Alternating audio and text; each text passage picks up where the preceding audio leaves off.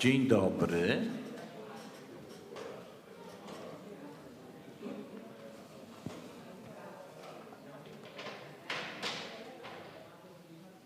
Dzień dobry, mamy 11, chyba możemy już zacząć. Bardzo gorąco witam Państwa na drugim I believe that we can start.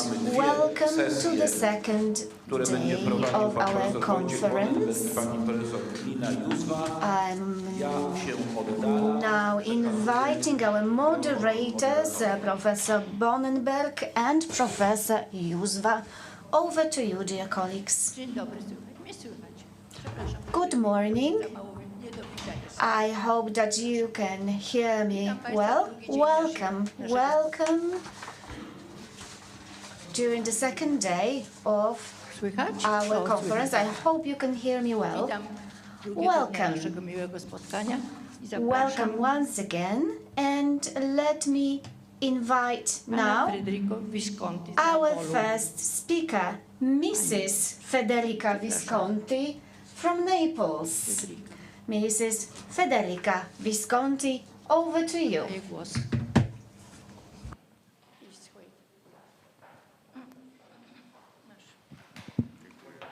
Okay. So, good morning to everybody, and thank you very much for the invitation, because I'm really happy to be here for the first time with the possibility to meet each other after, we hope, after a difficult period. My lecture, in some way, about the myth of the Mediterranean inhabiting will be easily about two houses. But starting from these two houses, I will try to explain the myth of the Mediterranean. Oh, I don't know. Oh.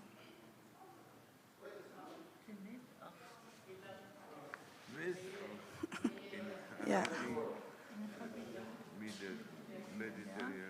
I can see the images here, so.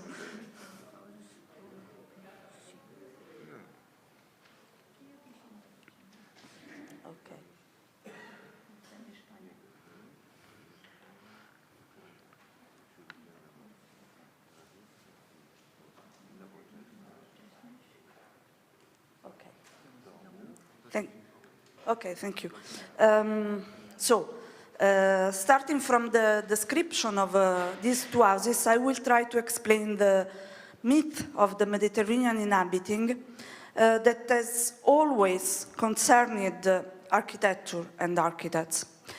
But I think exist two different ways of interpreting the Mediterranean myth in architecture and for architects. The first one is related to the vernacular architecture, but I think there is another one more interesting that is a declination of this theme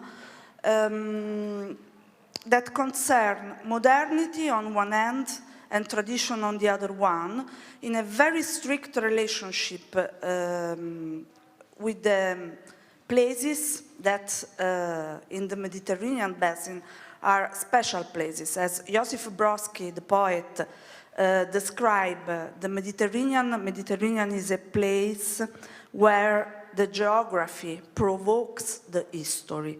And this is something very difficult to ignore.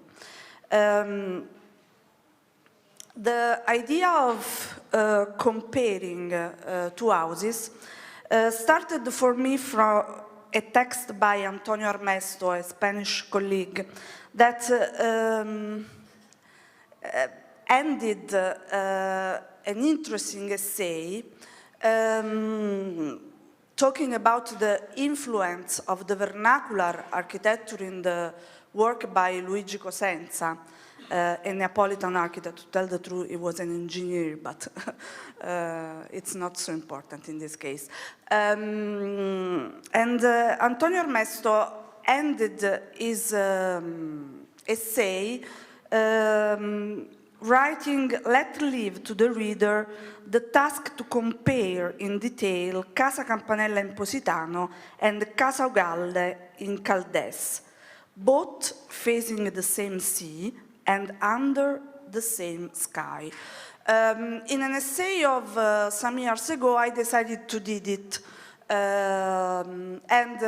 comparing those two houses, Casa Positano by Luigi Cosenza with Bernard Urdoschi and Casa Ugalde by Anthony Koderk, I affirmed that, to tell the truth, these two houses, yes, are both under the same sky and facing the same sea, but are really different because in the house by Koderk, I think there is an interpretation more related to the vernacular because Koderk divided the volume of the house following the form of the soil and in some way with a kind of mimetic attempt.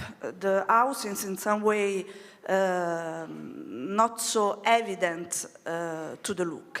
I think the house by Luigi Cosenza, and for this reason I prefer this second house, is very different because it is an house very clearly typological founded. It's a patio house. In some way, it's an house completely identified with the patio, with the space of the patio. And in some way, the house founds the place. As other modern architects did. So, Adalberto Libera in Capri, before the construction of this famous house, you can see Brigitte Bardot on the roof in a very famous film. The place without the house was an anonymous place. With the house is completely different. And for another study, I would like to show this Greek project in Cavour, that is very similar to the project by Adalberto Libera, and it is 4 years before. Very, very strange for us, probably a task for another comparison. But the houses of today are Casa Lanaras by Nico Valsamakis and Villa von Saurma by Bruno Morassutti. A comparison today by analogy more than by difference. Also for some biographical data of the two authors who made them live in a modern condition that was realized for the first time in the countries, Greece and Italy, where they lived and who had made them live in a cultural environment with very significant experiences of relationship with other arts and other countries. So the thesis is in some way that if the architect of the North, in search of authenticity, very often go to the South and fall in love with the vernacular architecture, there are some Southern architects that looks to the North and they aspire to the modern, but they are able to decline the modernity according to the local characters in a very special place as Mediterranean area is. Nikos Valsamakis lived within the so-called days of Alcione, talking about myth, an important period for the definition of a Greek line of modern architecture after the Civil War. Cultural moment, musicians and writers had the opportunity of work together with the architects for the first time in a stable country. They had been working, as in the north of Europe, very hardly on the theme of the collective house, in Greek, polykaitoikia. But I think the architectural language is probably less abstract than in the north. Obviously, there is a kind of depth of the work of Valtsamakis with his master, Dimitri Pikionis. And probably some relationship also with the work by Giuseppe Terragni. But why this is a Mediterranean declination of modernity? Because in this facade there are three different depths related to the problem of the long shadows that the sun produces in these places. And so the different depths define three different parts of the buildings. The part that touch the soil, the part that touch the sky, and the body of the building. Because in the Mediterranean we have the problem of protect ourselves from the sun. The sun is not always a friend, sometimes an enemy. So, Casa Lanaras is a house that consists in two different volumes. You can see the sleeping part with the wall of stones, and then the huge living part open along three sides, closed by the kitchen to the north and facing the panorama. This is the house, a very important theme in between modernity and tradition in the Mediterranean area is the relationship with the construction. In this case, two slabs define all the space of the house, and the glass walls, and sometimes it disappears in order to enter the landscape in the house.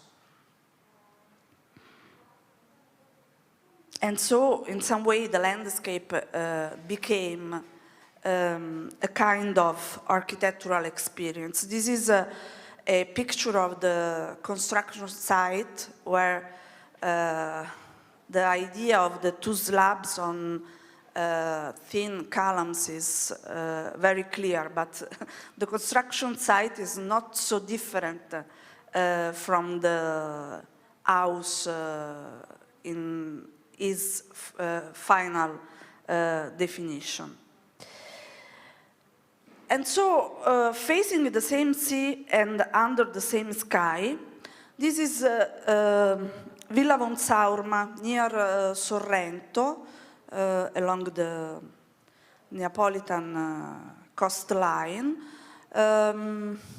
with a project developed with Aldo Favini for the construction project. Also in this case, there is a clear relationship, also biographical, with the modern, because this is an house by Frank Lloyd Wright that we know that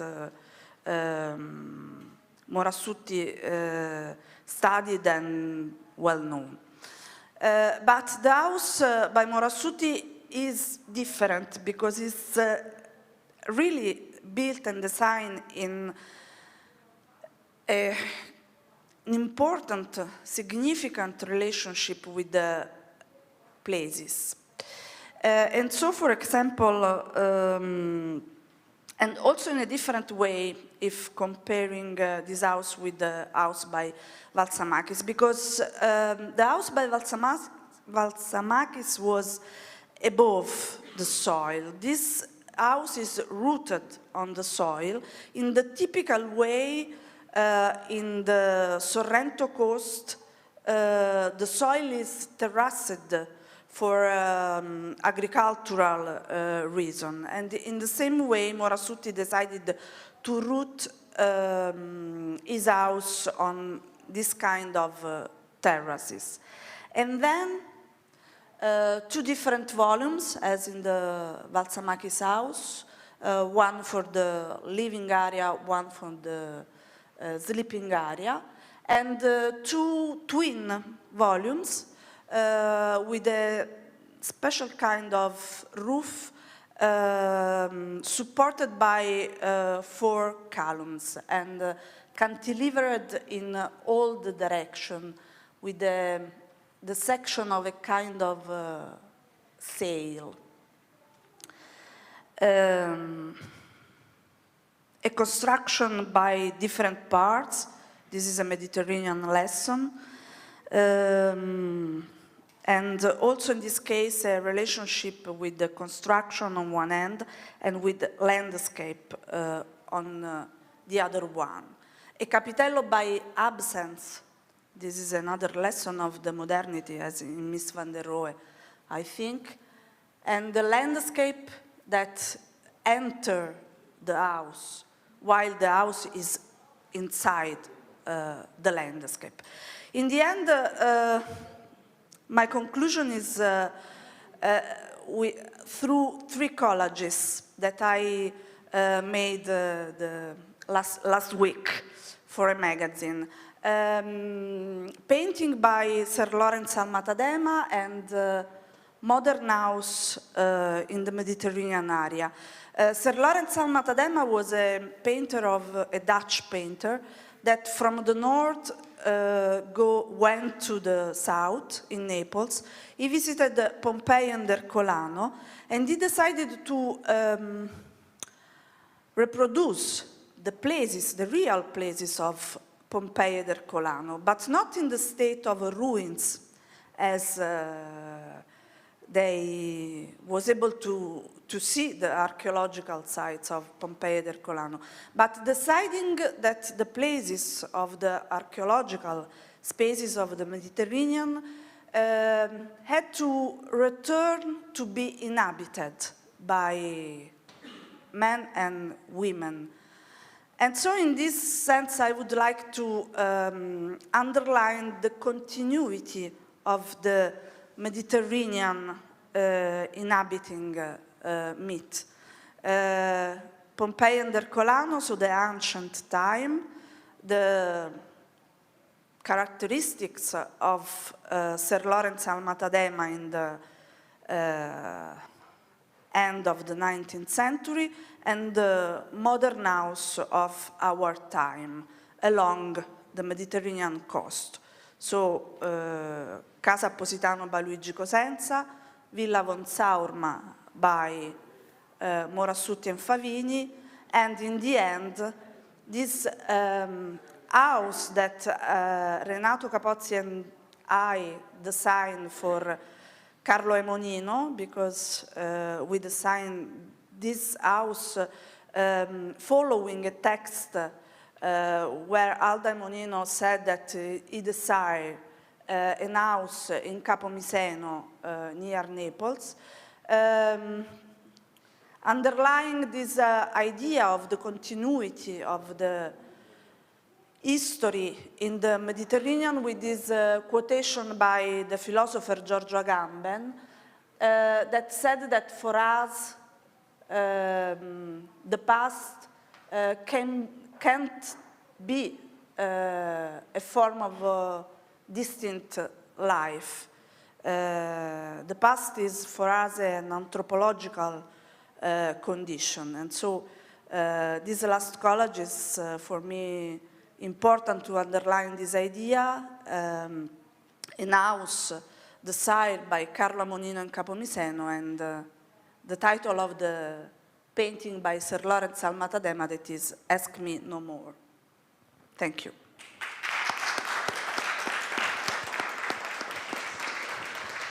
Dziękuję pięknie za ukazanie I thank you so urody much tego for śródziemnomorskiego widoku. presenting the beauty of the Mediterranean view, the beauty of architecture that enters into this excellent dialogue with the landscape. I thank you so much. Mamedow z Kijowa. Alicja Mamedow from Kiev. Przepraszam, Oh, I'm sorry. przepraszam bardzo, ale miło mi, że pan. Well, I'm sorry, that is Ali Mamedow from Kiev.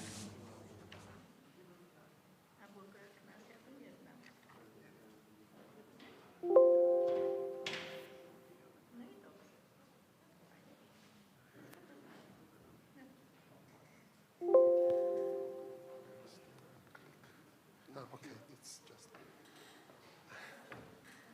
no problem. Honorable professors, dear organizers, ladies and gentlemen, it's a privilege for me. Higher, okay. It's a privilege for me to be part of such a great conference. And unfortunately, I'm not an architect, I'm an urban planner, and that's why I will try to explain what is beautiful city, myth or trust, from point of view urban planner. So, the beauty of the city is complex subject, as we know, and it's difficult to develop as a subject of research. The history of cities shows that the subject has been investigated during centuries, and it is not clearly definition what is the beauty of city actually is. Even in prestigious areas like a city downtown areas, we can observe a non-uniformity of design solutions, including architectural styles, building scale, and the proportion of spaces with different functions and characters. Chaotic spatial solutions and poor building technical condition make a beauty of city no longer obvious, despite space itself forming a potential and specific buildings demonstrating high architectural quality. So here I collected what our colleagues say about city beauty. It is a process of sensitizing to beauty should begin at an early stage of child's development, during which it should be familiarized with visual values and art. We saw in previous presentation how in Italy the beautiful surrounding forming sense of beauty of people. Next is beauty is a natural landscape, which is also as element that shapes the image of city as and requires preservation of highest order. Of course, new technologies, including the Internet of Things, which is conducive to improving living conditions, including environment, social and transport conditions. So we should use new technologies to understand and to make projects to develop our environment. And it is potential offered by digital technologies, including social media, in a study of elements that define the image of the city. So we can find in social media, analyzing big data of social media to answer the question, what is the city beauty? It can be discussable, of course, but the statistics of big data of modern social media sometimes can give us the strict answer to the question, at least where is the most beautiful parts of city. So the aim of research was analyzing aesthetic and functional features of city beauty, and also we checked the research method of urban analysis and sociological study. For research, we took two cities of Ukraine. First is Lviv. Everybody knows Lviv. I hope. This is the most touristic city of Ukraine, one of the most beautiful cities of Ukraine. And the second is Kryvyi Rih city. It is in eastern south of Ukraine. It is the longest city of maybe Europe because it is 120 kilometers of length and very damaged by industry. So several research methods we used for researches. It is urban analysis based on geospatial data and local vision.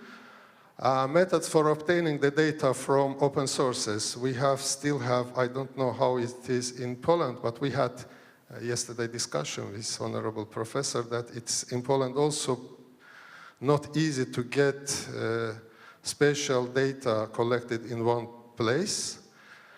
And we used the cabinet method, of course, and conducted sociological polls, interviews. Also, urban analysis allowed the area to be assessed in terms of function, morphology, and composition. What has been done? We used space syntax analysis. It is mathematical methods of defining some space analysis, and this research was conducted by a PhD student of Krakow Polytechnica, Justyna Olesiak, and our student of our university, Yevgen Hardienko. Also, we made functional and spatial schemes and photographic documentation. The research had also gained teaching value. We're part of the urban schools for students in cooperation with the city institutes of Lviv and Kryvyi Rih. And I want to say many thanks to Professor Justyna Kobylarczyk, because she and students of Krakow Polytechnica took very big part during these researches, also prepared beautiful presentations and presented. So the first is space syntax.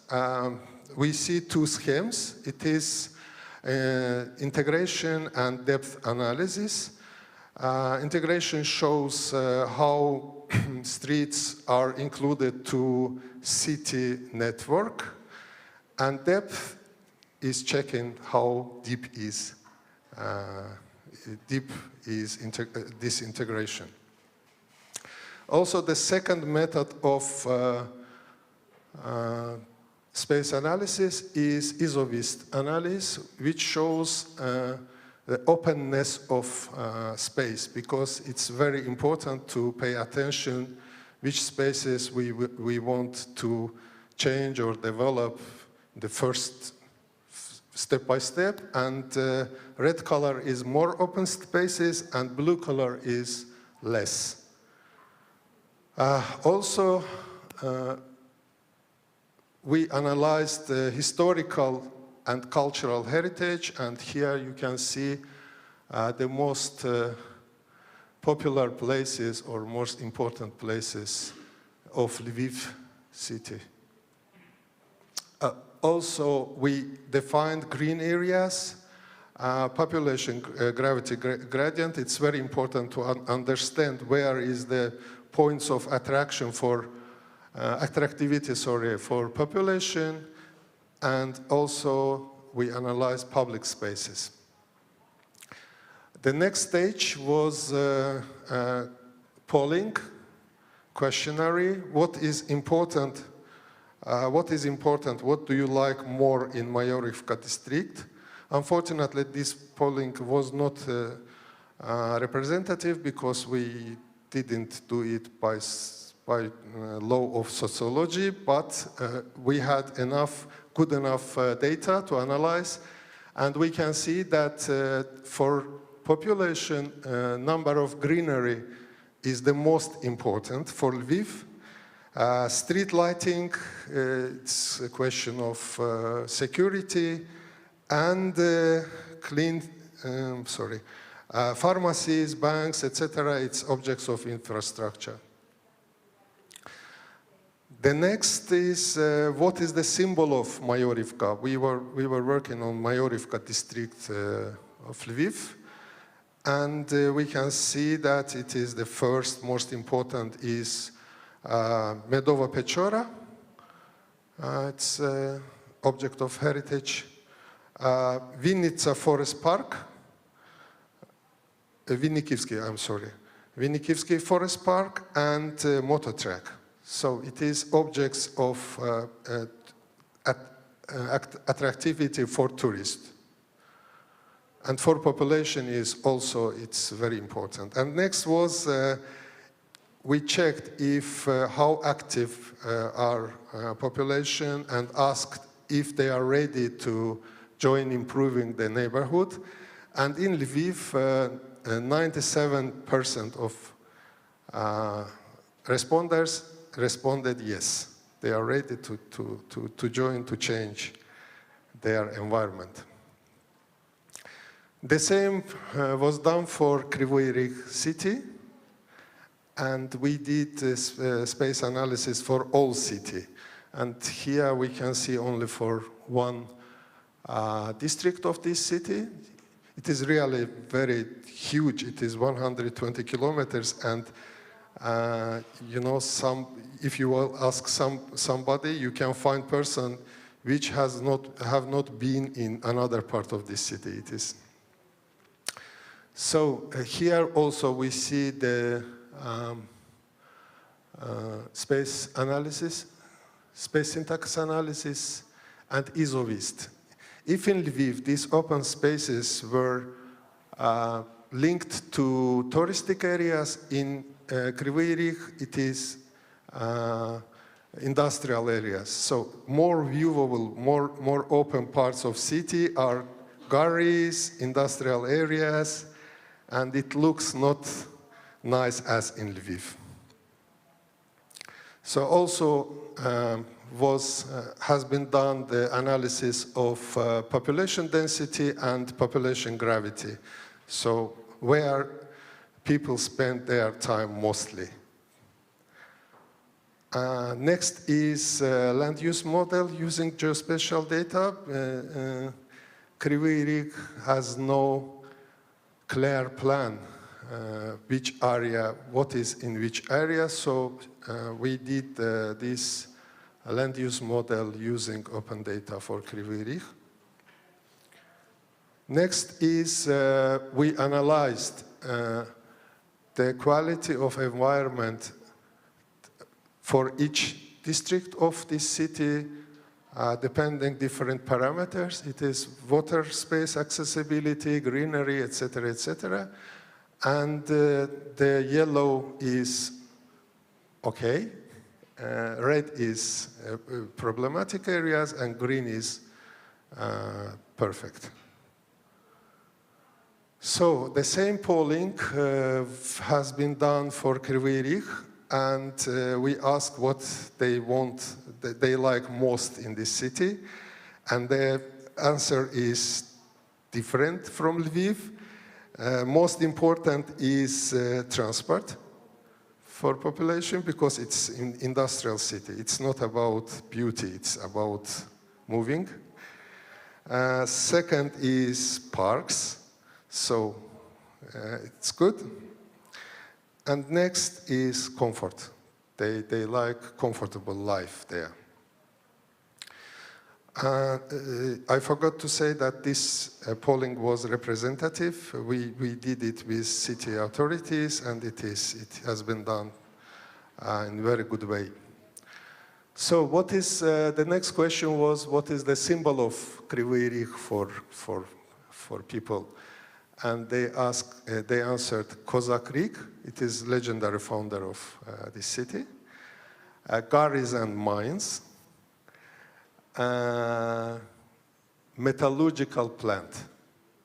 So for this city, for inhabitants of city is objects like metallurgical plant.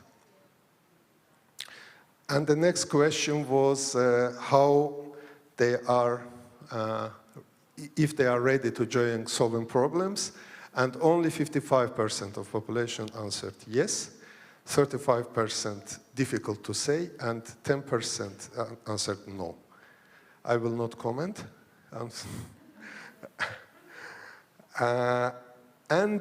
What we are going to do in nearest future, these researches we are going to make for another cities of Ukraine, such as Zhytomyr, Ivano-Frankivsk, Stanisław.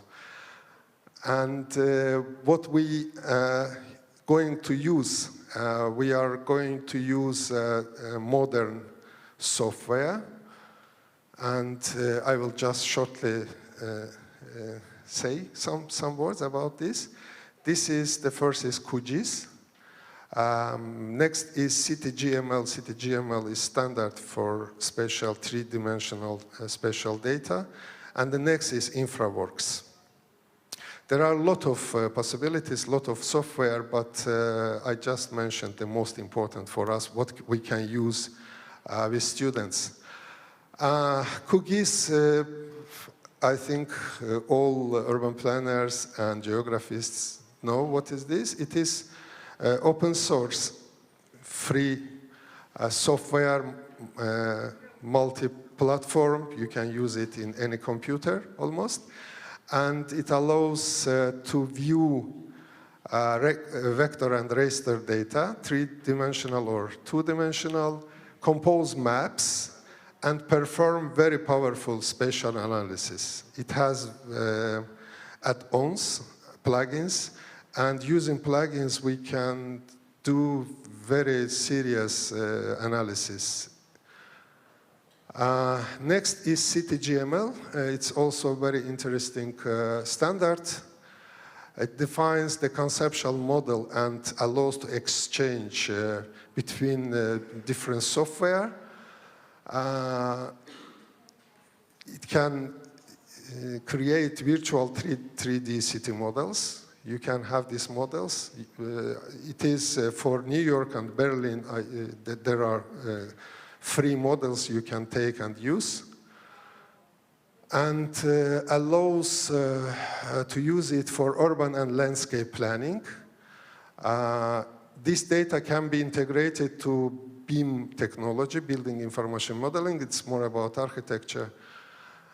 It can be used for disaster management, 3D cadastre, tourism, vehicle, pedestrian navigation, autonomous driving and driving assistance, facility management, energy, traffic, and environmental simulations.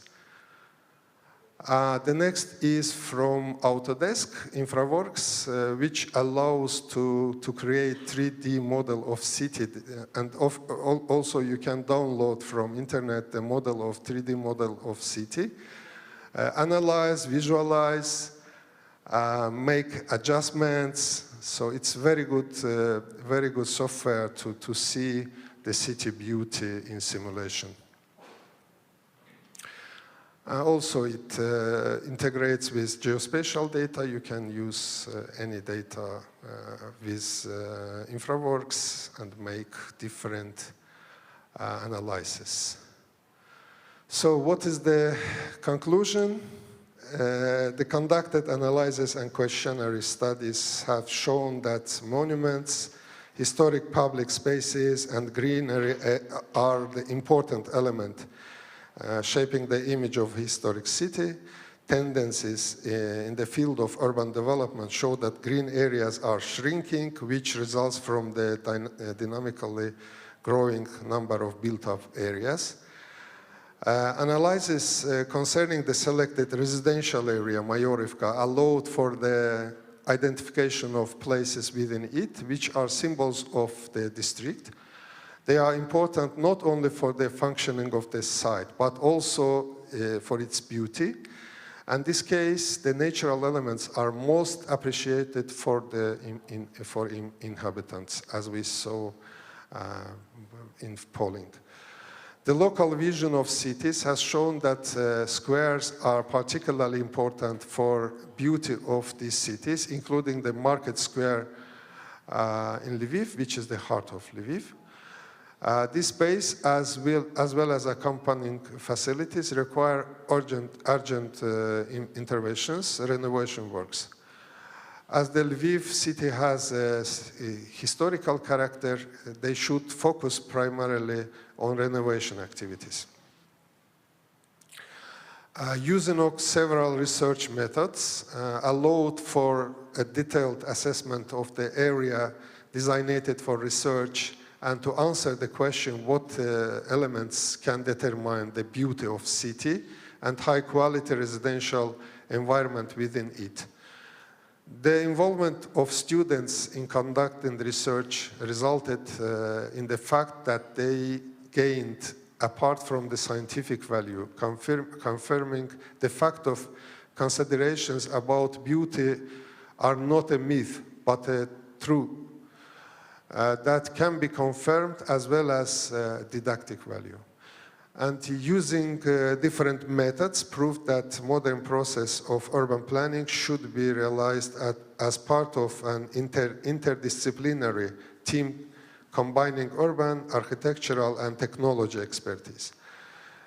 This is the only way to guarantee that the planned investments preceded by thorough analysis will be attractive in terms of visual values, functional values, and will fit well with the surroundings. Thank you very much for your attention. I'm sorry I took a lot of time. Dziękuję bardzo za interesujący So temat. much, Bliski mojemu Professor. sercu, powiem. It is a very interesting topic, very close to my heart.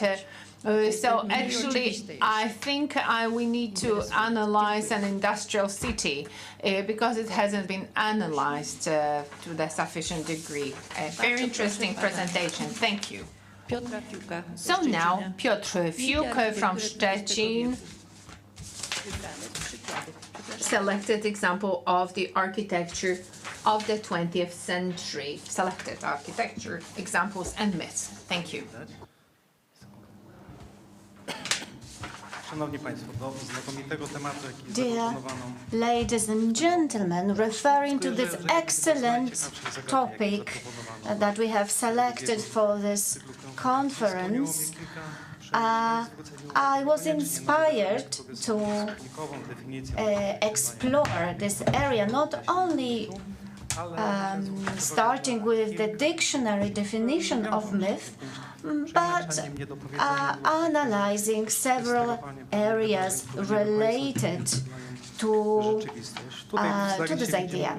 So here you can see several ideas that I'm going to discuss, but one of the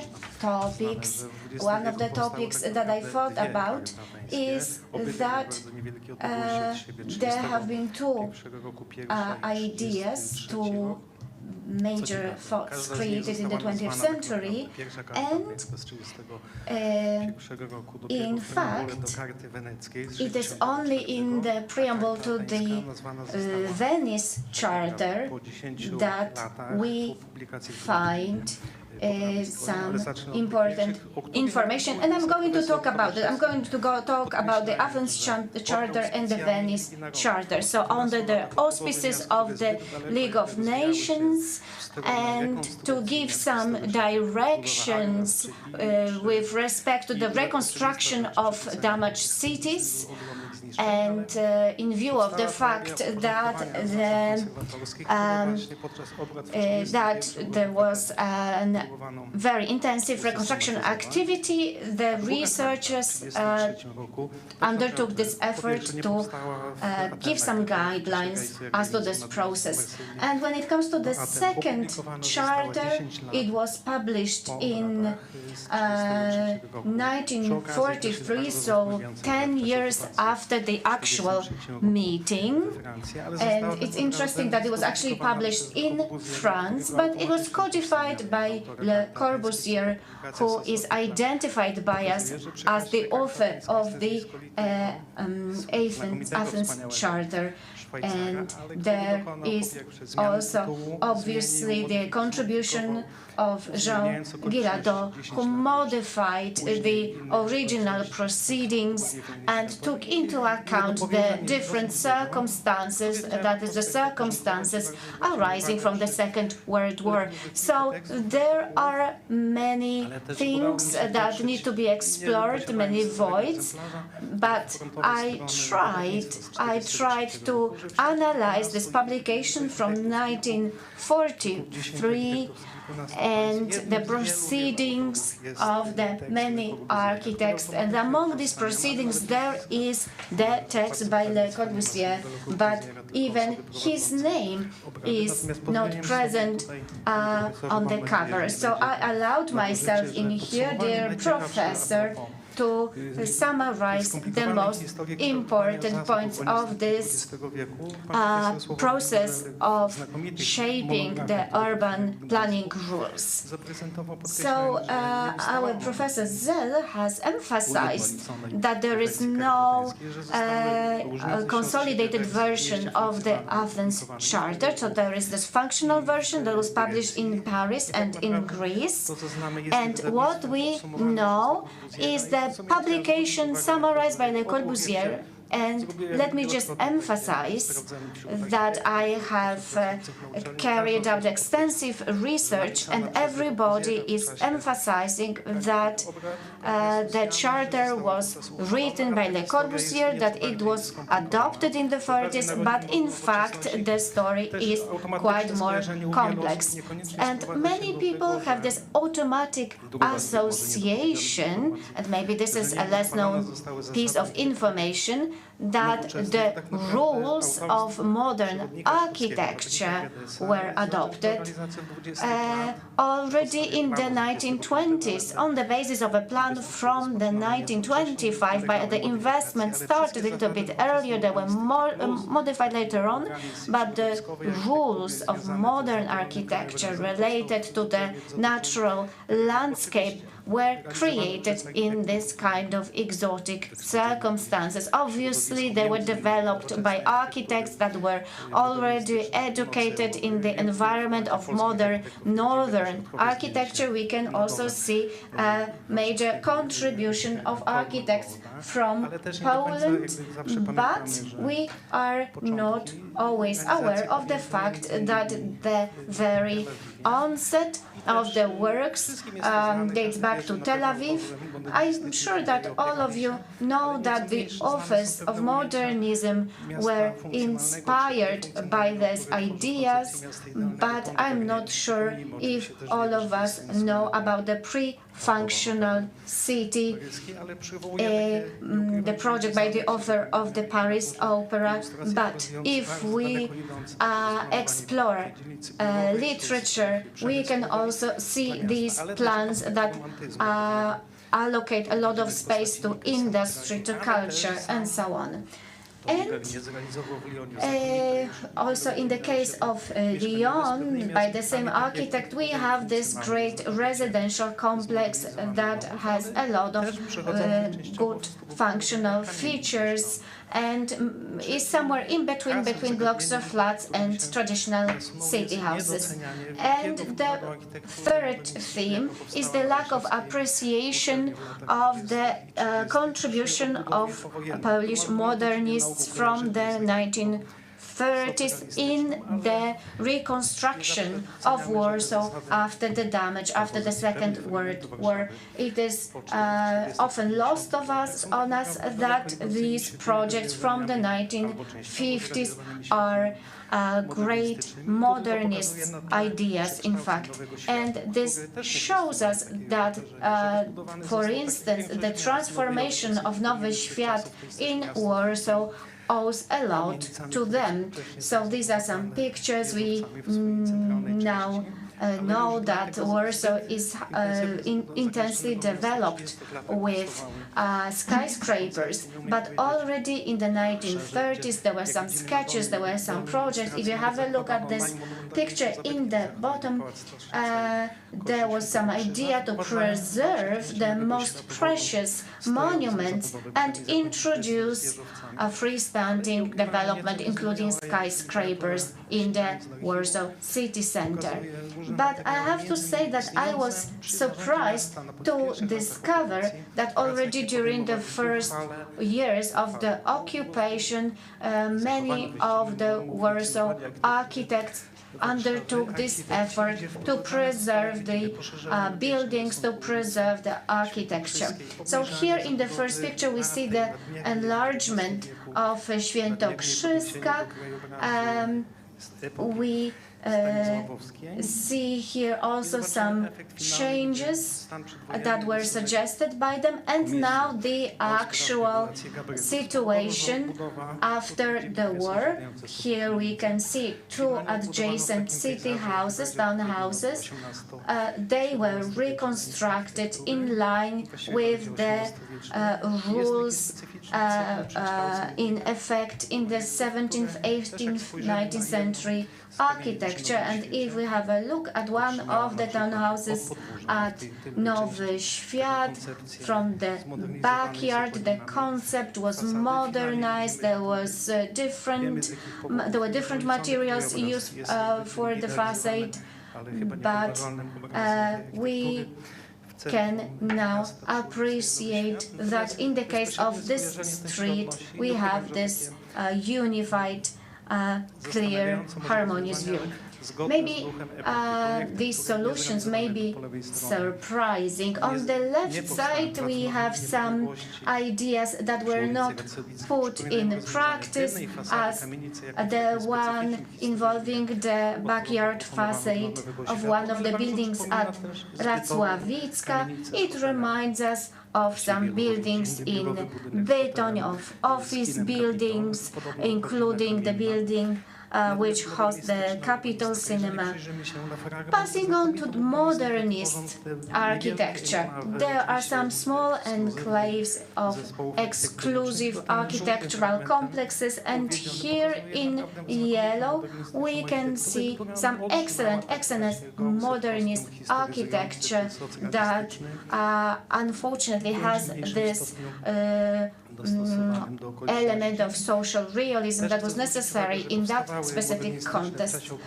But let me remind you that there were some modernist solutions developed during the occupation, but going slightly beyond this war period and moving on to the post-war period, as we can see in the picture of this black and white model, the attempt to isolate the pedestrian traffic and the vehicle traffic. This is one of the ideas that was not taken up after the war. My fourth association, and this was inspired by the text by Professor Żaren, is that the reconstruction was basically limited to the reconstruction of the facades, but in the case in the northern section of the Goethe Street, we have some modernist solutions at the back. It is worth remembering that the location of the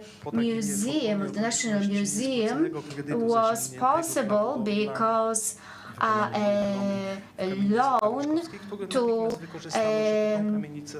loan incurred to complete the renovation of a facade in one of the buildings allowed us to overtake the building and to convert it into the building of the museum. So in 1938 there was a new design including reinforced concrete floors, and as we can see, the design was prepared by Stanisław Lorenz. The building was not ready when the war broke out, and the Germans used it to employ it also for the museum purposes. They established their a branch of their museum. Some solutions at that point were introduced. So during the war, some facilities were and installations were fitted, and as a result, this building was preserved and developed. So this historic building was saved. And then, as we can see, the entire line of the street development, these pictures allow us to see how the 19th century landscape of the old town in Warsaw was restored, including its incredible charm in this unified way, which has been obviously adapted perfectly to its current function. There's also another example from abroad, from Lower Saxony, from Hildesheim. Here we can see some buildings from the 1960s. So there was a hotel, the building of the city hall, so the buildings of some professional guilds were reconstructed, and that was made possible as a result of a bankruptcy of a hotel. So the public, so the residents wanted to use this opportunity and to restore the previous condition of this building. So it's a great project, but it failed to meet the expectations of the public. One more example from Szczecin. Here you can see some work, some attempts to implement some new investments in the old town. So I can tell you that some of these townhouses, even those that were perfectly preserved, everything was cleared, and this city center was completely remodeled. But we can see in the fourth picture from on the right the pre-war appearance of this building, and over the next 10 years everything was completely cleared out. There was this decade of war, as if the bombardments damaged everything, which is not true. Well, what was left was torn down and then rebuilt. And now one more association that came to my mind.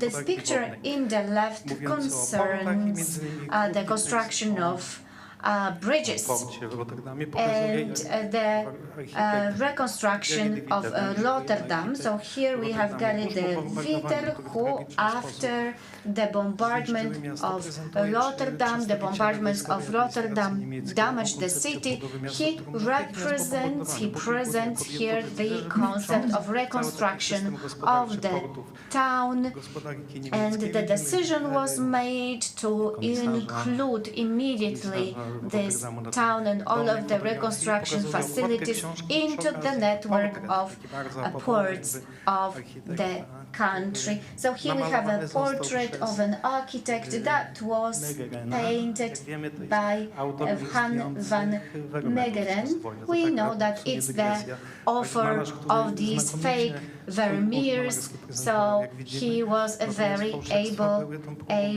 painter, and we know that his fakes were also his attempts at ridiculing the art critics. But going back to urban planning, we can see in here the plan from the war period and the proposed design of the new Rotterdam, and that relied on the design from the 1920s. So the initial attempt to modernize Rotterdam were prepared in the 20s and then were continuously implemented also during the war.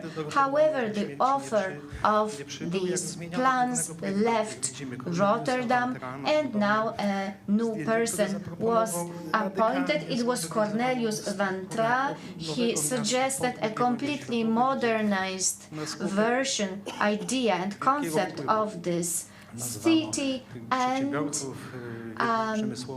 under the influence of the entrepreneurs who exercised so much pressure and were so much against restoring the historic version of the town.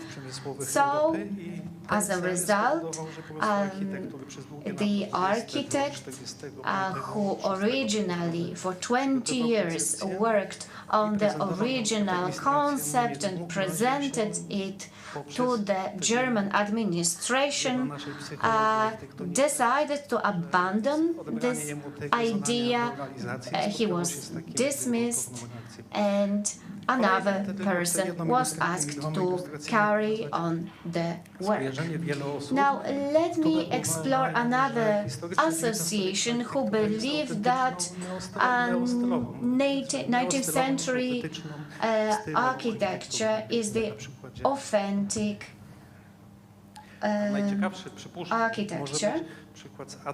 We can use here the example from Athens, where Karl Friedrich Schinkel made these paintings in the 20s, show some concepts, some ideas of adopting the Acropole as a residence for the King of Greece, Otton I. That is a little less known story, but the picture in the left shows us Acropole as the idea of a reconverted structure that would combine the public and private functions. So Erechtheion was supposed to be reconverted. There should be the idea assumed that there should be a modern building attached. So one more example by Karl Friedrich Schinkel, architectural fantasies and monumentalization, and finally the manifest of Adolf Loos, Ornament and Crime. Here we can see a picture taken out from the archive. It's a picture on stamp duty, and we can see the building that was supposed to be completed, erected with the money thus collected. Our architect, Adolf Loos, proposed a completely abstract solution, a completely abstract form that nonetheless fitted the context of Montmartre. Then if we see some other projects like Babylon Hotel or the house of Josephine Baker. And finally, my last examples, we have some examples from Venice, some excellent office buildings, and then finally the unrealized, unimplemented a project by Louis Kahn and Le Corbusier, and we can see how these modernist buildings would perfectly fit into this historic context. Thank you very much. You have managed to complete on time, and now over to the next item on our agenda, which is simply a coffee break. So I invite all of you to have some coffee downstairs. Thank you.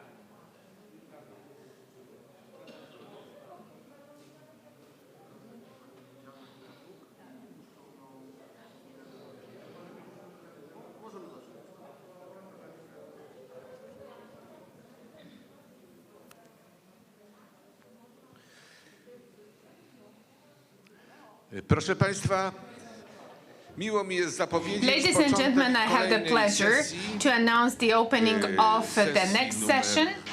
Well, this is the session number kawowej. actually 3 after the coffee break. Wykład online. And now we're going to listen to the online presentation given by Liliana Gnatiuk from Kiev. Mysticism and symbolism in sacral space. Mistycyzm i symbolizm w świątyniach, w przestrzeni świątynnej. Zapraszamy.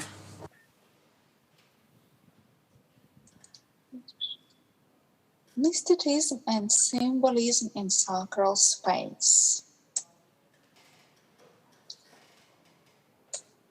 All those in Western culture from the beginning of Christianity doubts were regularly expected as to the role of art in religious worship.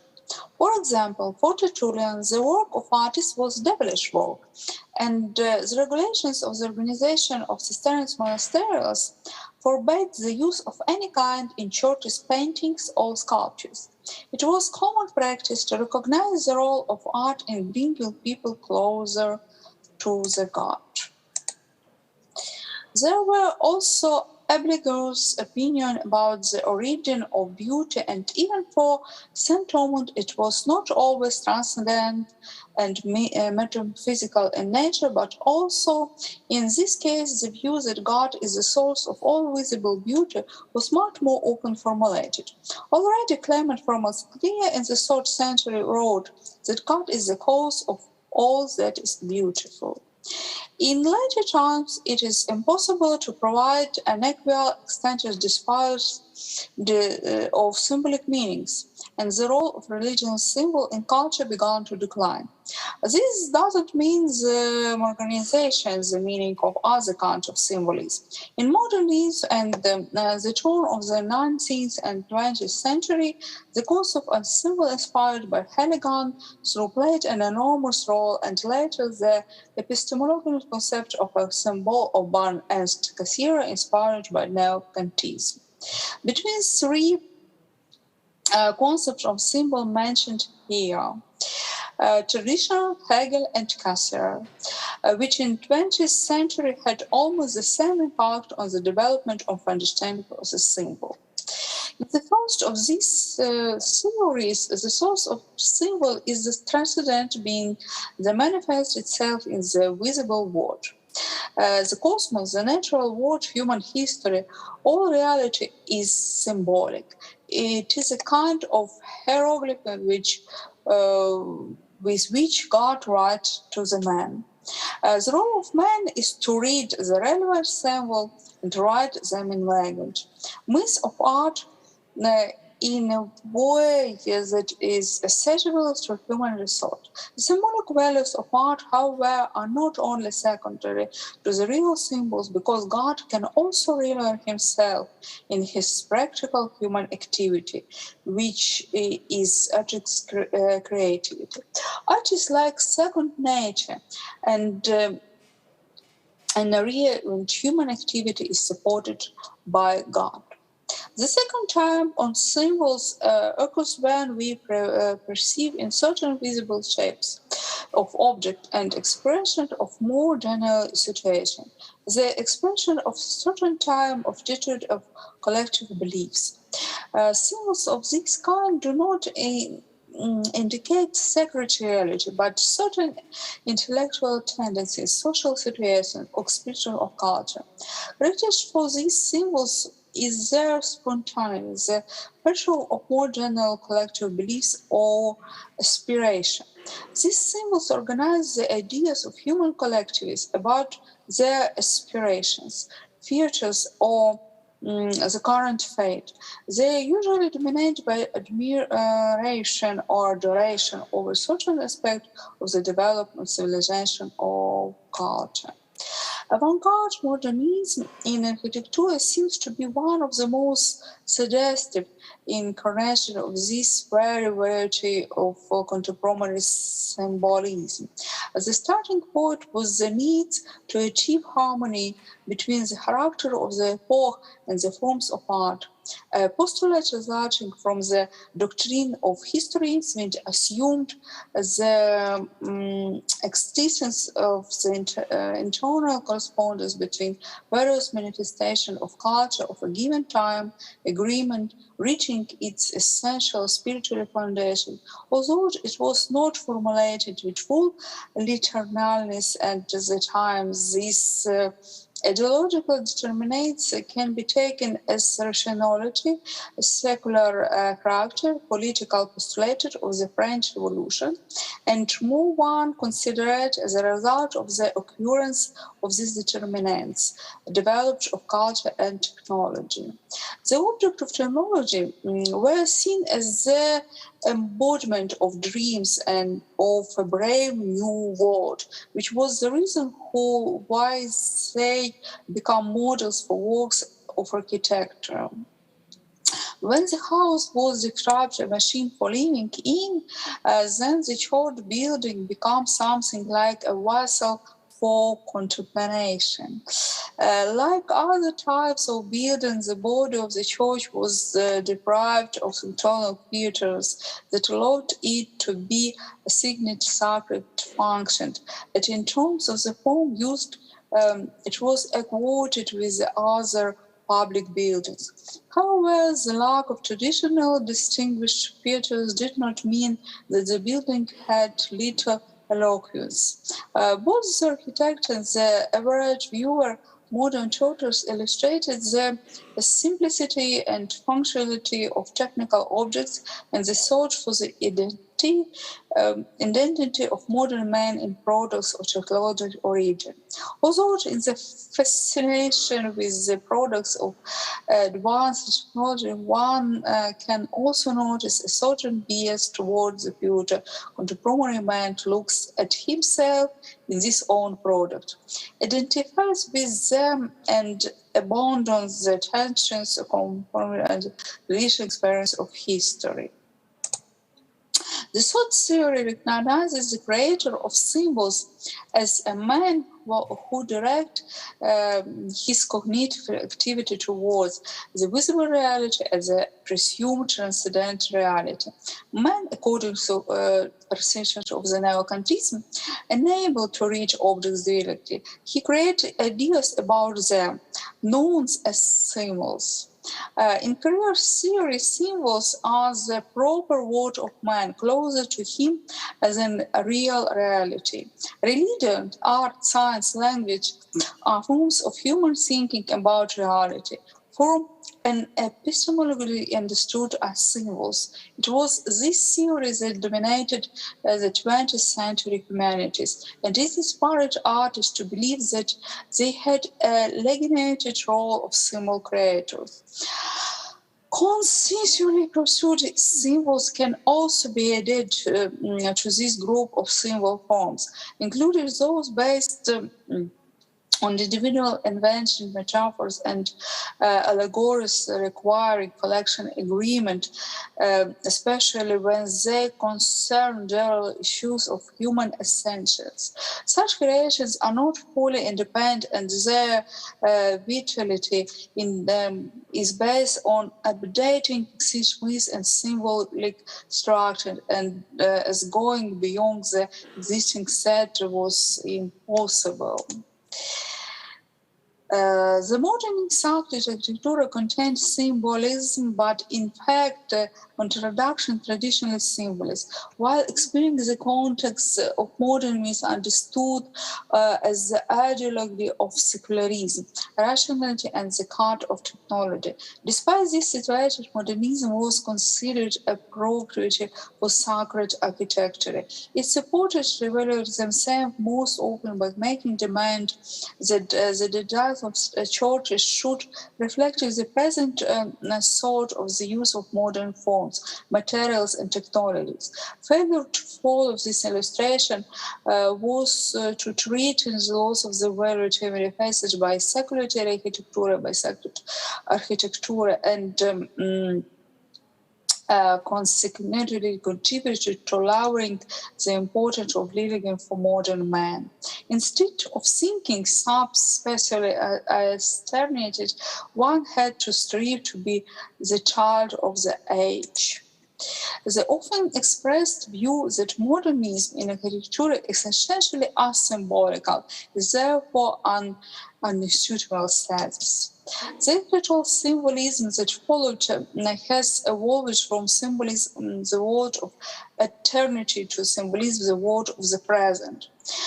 In the narrow circle of modernism as represented by the aforementioned Peter Harmon, the doctrine of literary function is valid, assuming that if the decay of the church is subordinate to an appropriate theological problem, and in the building is at whole structure free from imitation and irreverent ornamentation, then to be left alone. The symbol was supposed to follow the function. Apart from such a basic introduction as the incompatibility of Christian ideas with the natural nature of people and the visible world in general of present day has deepened that this gap, including many religious ideas also in art. The attempt to adapt art originally from sources contained to the ideas of Christianity with the needs of sacred literature was born with great difficulties. On the other hand, the mission of Christianity has been from the beginning to Christianization of human activities and, metaphorically speaking, to try to bring back all the expected sheep. One of the forms of such a force was the activity of the Dominican Pierre-Marie Alain Couture, who encouraged Henri Matisse, Jean Cocteau, Donat Legre, and many other French artists who generally declared themselves to be aesthetic to cooperate in the creation of the churches. Tendency of using mysticism and symbolism of the creation is shaping some architecture of the 20th century. The beginning of the 20th century is full of numerous fundamental social order. Progressive industry brought crowds of people to the site who turned from their environment. They found it hard to find themselves in their new surrounding. Social tendencies additionally made them susceptible to various ideological influences. Institutional churches have struggled to cope with the new challenges, especially social radicalism, rationalism, and secularism. National tendencies began to play an increasingly important role in the mind of social tensions. After all, World War left a disappointed with borders, value, and politics. The disintegration of wearing of many traditional institutions created a need for reintegration, but in line with new ideas. One of the expansions of this phenomenon was the population of neo-Gothic movements, especially the anthroposophy of Rudolf Steiner. However, the most serious sources of regaining a sense of community were political mediums, socialism and communism. Renewal movements also appeared in the Catholic Church, including the most famous so-called liturgical reform movement. Many of these ideas at the beginning of the 20th century had a direct impact on the architecture created at that time. In some architectural environments, an important role has started to be played by the conviction that the lost sense of unity can be rebuilt in one richer, deeper sort of reality. There are at least three trends in which architecture was supposed to be a source of repairing the existing situation. The first of these can be described as anthroposophical. It's represented by the architectural series of Rudolf Steiner building in Dornach, and by the statement of the design architecture in which they expanded their face in the magical power of certain numbers, figures like a pentagram, and shapes, especially stars, mountain, and crystal. The second stream can be called the cult of the community trait. A certain group of needs of the renewal of unique and social was accompanied by sort of deeper patterns which were found inter alia, and the forces that bring religious community together when the organization of society that once resulted in the construction of a Gothic cathedral. The South unity referred either to superclass ideas of people or nation, or to the ideas of social justice or social equality of classes, as in the sense socialism. Each of these two groups of ideas corresponded to the implementation of this signed building. The first, Max Bear's containing hall, the temple of folk unity. The second, Otto Barningstein, according to some social cathedral, and the activity of Bauhaus in the early period. The third trend is the Catholic reform, which also had its counterparts of Protestant denomination. The liturgical reform connected with over-formalization in had an immediate response in the design of churches, including the design of the Circumstance Church by Weber and Bergman, and the Complutense Church of St. Engelbert in the Reef district of Cologne. The anthropic theory of literature assumed that the world and man are permitted by various types of spiritual forces which source the shape strength by the object on the visible world could be strengthened or weakened. And languages should be able to sense these forces, both of those flowing from the outside, from the environment, from the universe, and those that will flow from people using a given building, and harmonize them by using specific forms in the building.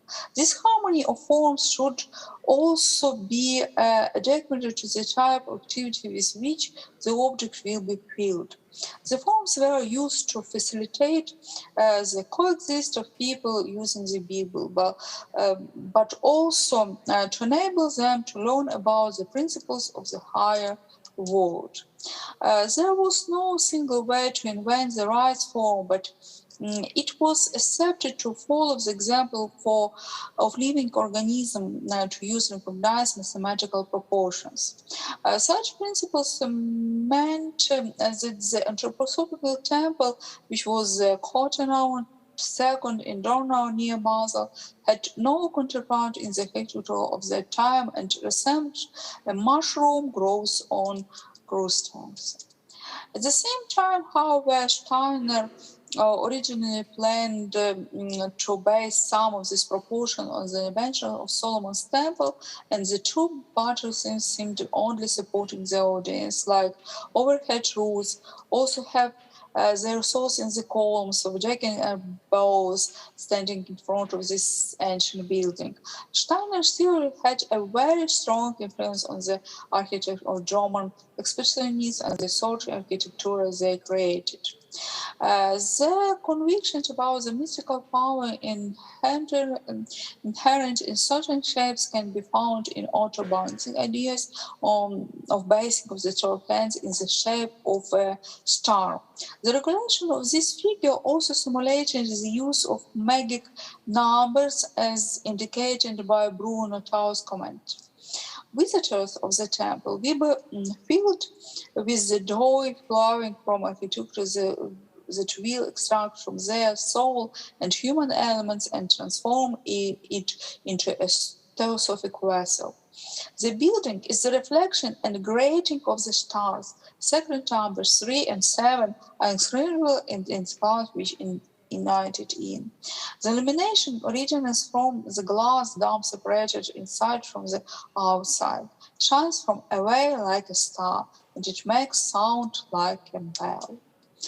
Indeed, the number side of the tower found their way into the structure of the building. The inner space is made up of 7 bays and 3 pillars are placed between the bays.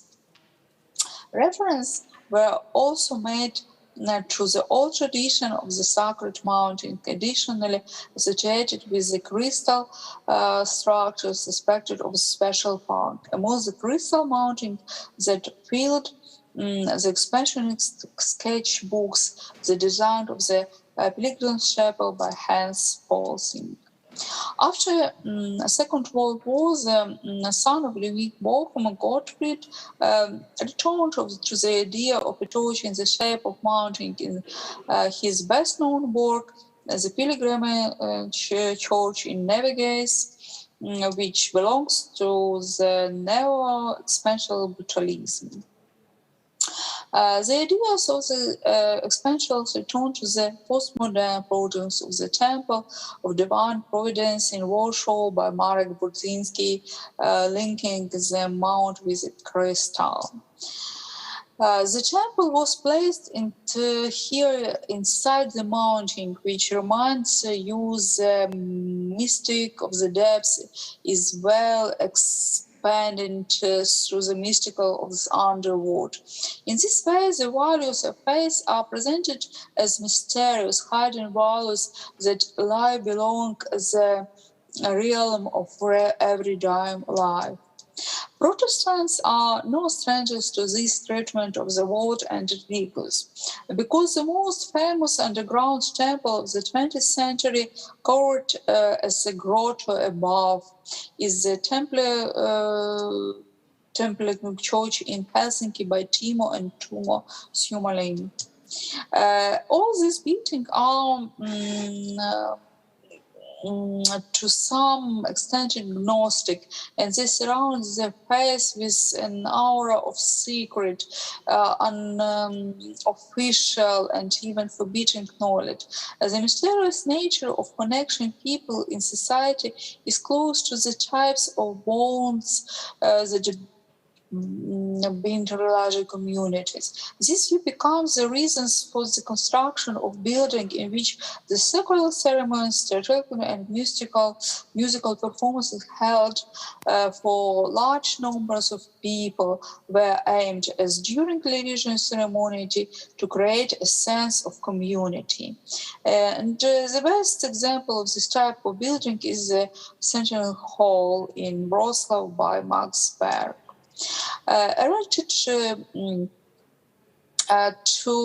commemorate the publishing of the proclamation and main work and important event of the history of gaining national awareness by Germans, and inaugurated with greatest theatrical performance showing the formation of the German nation, is the most expressive manifestation of temple of popular unity. The description of the certain hall after Second World War as People's Hall indicating the continuation of the German concept of elevation the people in the new political system. Its form was based on reflection on many important temple buildings, from Babylon Ziggurats through Byzantine Church, Hagia Sophia, and Gothic Cathedral to the early Baroque St. Peter Cathedral in Rome. The forms of some building or the ways of organizing the interiors allow us to conclude that the ideas of the rebirth of social unity, something resulted from a combination of very different elements. For example, the Christian religion and non-political socialism. The proof can be found in the Star Church of Barking. The location of the altar is very central of the building, only seemingly in line with the postulate of the theological and the Lutheran Reform movement. Seems too mechanical, especially democracy and equality in the particular of the service. not only the church as a social organization, but also the church as a building, especially the Gothic cathedral, became at the beginning of the 20th century a model of proper social organization. Some architectural circles have adopted the erroneous but moving belief that a Gothic cathedral is the result of a kind of teamwork in which an outstanding individual and craftsmen work together on a work which in consequence becomes the work of community rather than of the individuals. Thus, the road to a good society leads through the church, in which each person will consciously or unconsciously sink his ego into a great social crucible in the hope that he will manage to connect his voice with 1,000 other voices uttering the same words, but also to join 1,000 tongues and 1,000 lips with your cry of deep despair, Otto Barting. This way of thinking about the Gothic cathedral became a model for establishing the Bauhaus, a school of architects, artists, and craftsmen, in which, as in the medieval cathedral, roof masters and students were to work together, and future people should be able to act in the spirit of the common God.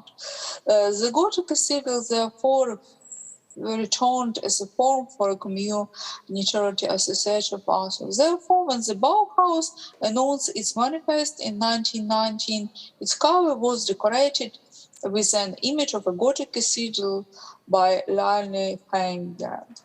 Earlier Gothic typography was used to decorate the first edition of the Communist Manifest. In addition to using various religious traditions for political or artistic purposes, at the beginning of the 20th century, we were also dealing with attempts to reveal the spirit of traditional Christian churches and adapt them to many new elements of social reality. In the new tendencies in Catholicism, which arose on the margins of the official lives of the church, the ideas of returning the values of Christianity in the time of Christ were an important component in the first centuries of the devoted of this religion. These ideas directly and indirectly assumed the rejection of a large part of the historically existing traditions. This return to the more or less imaginative principles of the early Christianity was in many ways similar to avant-garde modernism, which its typical rejection of history and focusing on fundamental phenomena. However, it's probably not possible to undercurrently assess whether the above mentioned tendencies are more about a return to tradition or break with traditions. And these unstable balance, there are also projects and buildings credited among architects who are close to the liturgical reform movement. Designed by Milke and Weber in 1922, the Circumstance Church was founded on an ellipse plan, brought the altar closest to the center of the church and surrounded in with spruce for the faithful.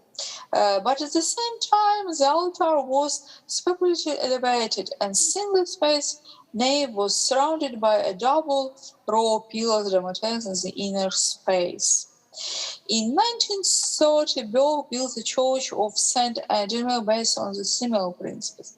This time, the building was laid out on the circular plan. The altar was again moderately brought closer to a faithful without breaking a certain separation. But the clear interior did not lose the character of the space of expansional value.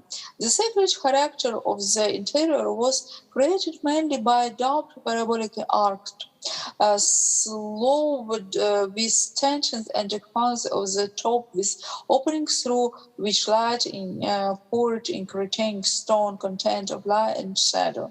The interior resembling Gothic, which is and ribs of the arch, round windows, parabolic arcing, and charcoal contrast brincho, mind Romanesco or Byzantine building. Here is Church of St. Angelo in the mix more Bologna. Interior of this church and view of the altar. All old form, however, have undergrown such a strong portfolio that the building fully belongs to the modernists. Other more Beijing also use forms belonging to ancient architectural tradition, mainly Romantics and Gothic, but at the same time usually considered as opposing forms of avant-garde modernism. The most distributing, however, is the Church of St. Michael in Barkio, believed to be based on Kabbalistic and Gnostic schemes and calculation. Although it seems unlikely that this religious master could have reached for such unfortunate models, this kind of interruption reflects well the spiritual atmosphere in which the strange form of this building were born. The true freestanding columns preceding the church, referring to the column of Solomon's temple, indicate that this work refers to symbolism rather than used in unofficial Christianity. Then the unusual shape and arrangement of the holes in the tower seems close to the Kabbalistic scheme of the so-called tree of life. Also, further analysis could show the convergence of the basic dimensions of the building with the principles of the materia. In conclusion, mysticism and symbolism in the creating of sacred space have long been used as a facilitator that helps to stop pause, meditate about the reality around us, reality would like to see, or reality which the architect want us to see.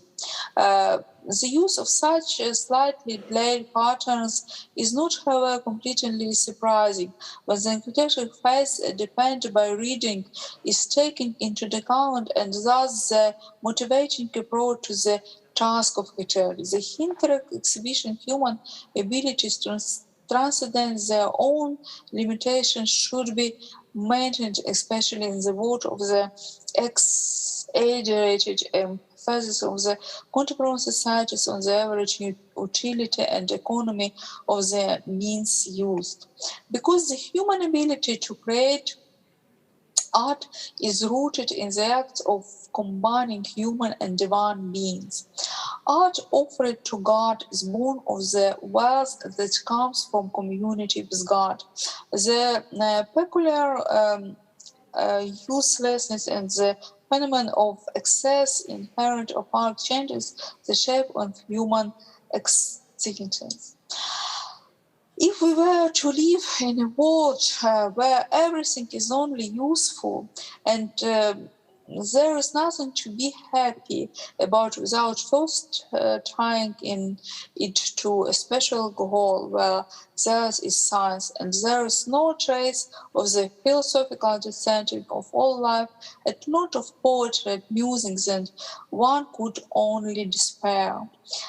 Being walled up in a desacralization space and having no possibility of expansion from the here and now, one loses the possibility of entering the space of being, not through philosophical reflection, but during the parade of life. Visitors of the temple should feel themselves in space not intimate easily and not that heavenly, but in space which is a mediator. That is one of the main purposes of the temples. And to recreate such a space, all means must be used. The ritual, the architecture, mysticism, and symbolism. Thank you for your attention.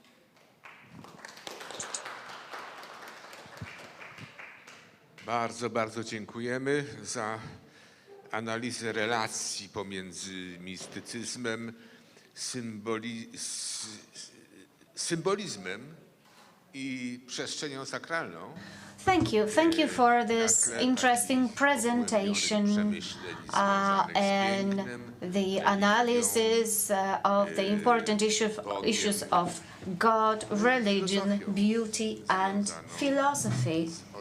Philosophy related to the experiences and aesthetic sensations. Thank you very much. And now I would like to invite our next speaker, Mr. Leszek Maluga from Wrocław. And the title of his presentation is The Tower of Babel, Between Archetype and Vision.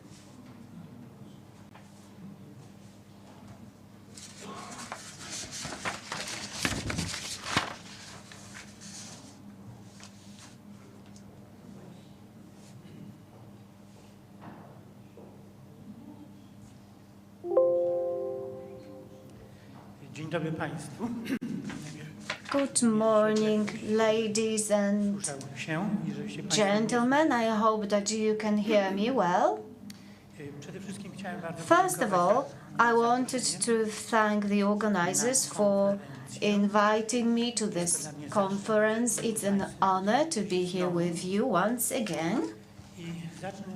And let me start with honoring a person who is not with us today, Professor Misionkiewicz, who organized the first meeting 20 years ago and who invited me here 20 years ago and whose smile, kind smile, welcomed me here every year.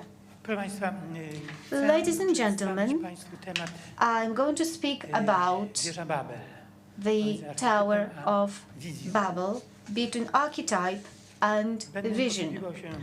I'm going to use a text because I'm naturally a little bit of a rambler, and otherwise I could have continued for the entire afternoon.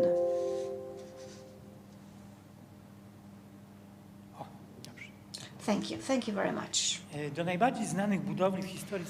One of the most famous buildings in the history of our civilization is the Tower of Babel. It is a mythical building which appears in the book of Genesis in the Old Testament. It's also associated with archaeological discoveries of the temple traces in Mesopotamia.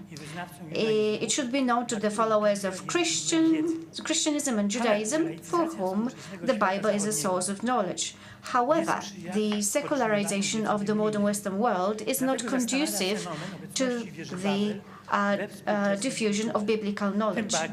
And therefore, the phenomenon of the presence of the Tower of Babel in contemporary culture is puzzling. This might be explained by the process of globalization of culture, which causes the secularized elements of Judeo-Christian tradition to find a way into pop culture. So the biblical message is now based mostly on images. So what is responsible for the attractiveness of the Tower of Babel in today's culture? We may assume that both the image and the story may be adapted to many fictional and actual stories. It offers good open form for open to new incarnation. In the 20th century, architects also became interested in the myth of the Tower of Babel, ascribing to it the strength of the archetype. The story of the fall of Babel is described in the book of Genesis. So it produced a number of images in the form of frescoes and independent works of art. The question about the possible construction process and the tower itself was always interesting to many artists. The history of this tower has its moral dimension and has its consequences for the society, the loss of the common language, the dispersion all around the world. However, this structure was also intriguing as an construction enterprise. And it was interesting both to the visionary potential of a man and his possible ambitions. So the tower has become an expressive architectural form, an archetype of a monument structure reaching the sky. For centuries, technical and construction constraints did not allow anybody to return to this myth. It was only in the 20th century that we had reached new implementation perspectives. At the beginning, one should note that the iconography of the Tower of Babel was left to the imagination of artists. The consecutive representations of the Tower of Babel by various artists needs to take into account that the artists didn't have any reliable information about the appearance of the real tower except for this short prescription in the Babel. Minkowski draws attention to the description of the structure by Herodotus, who included such a description in the diaries of his travel to Mesopotamia. It is to some extent consistent with the knowledge about the ziggurat of Babylon, but this description was not commonly available and it was not particularly convincing. So the artists had to count on their own imagination or had to look into what other artists have created. So the first images had the form of mosaics, but the majority of medieval representations can be found in manuscripts. So they show this construction process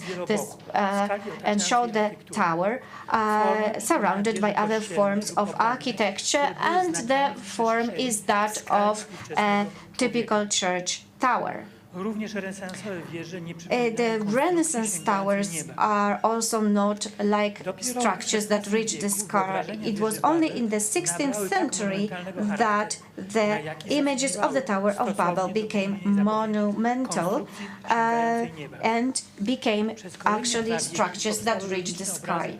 Over the next centuries, we had a variety of representations by the Dutch painters mostly, and also with the invention of print, we gained new images of the Tower of Babel that served as illustration.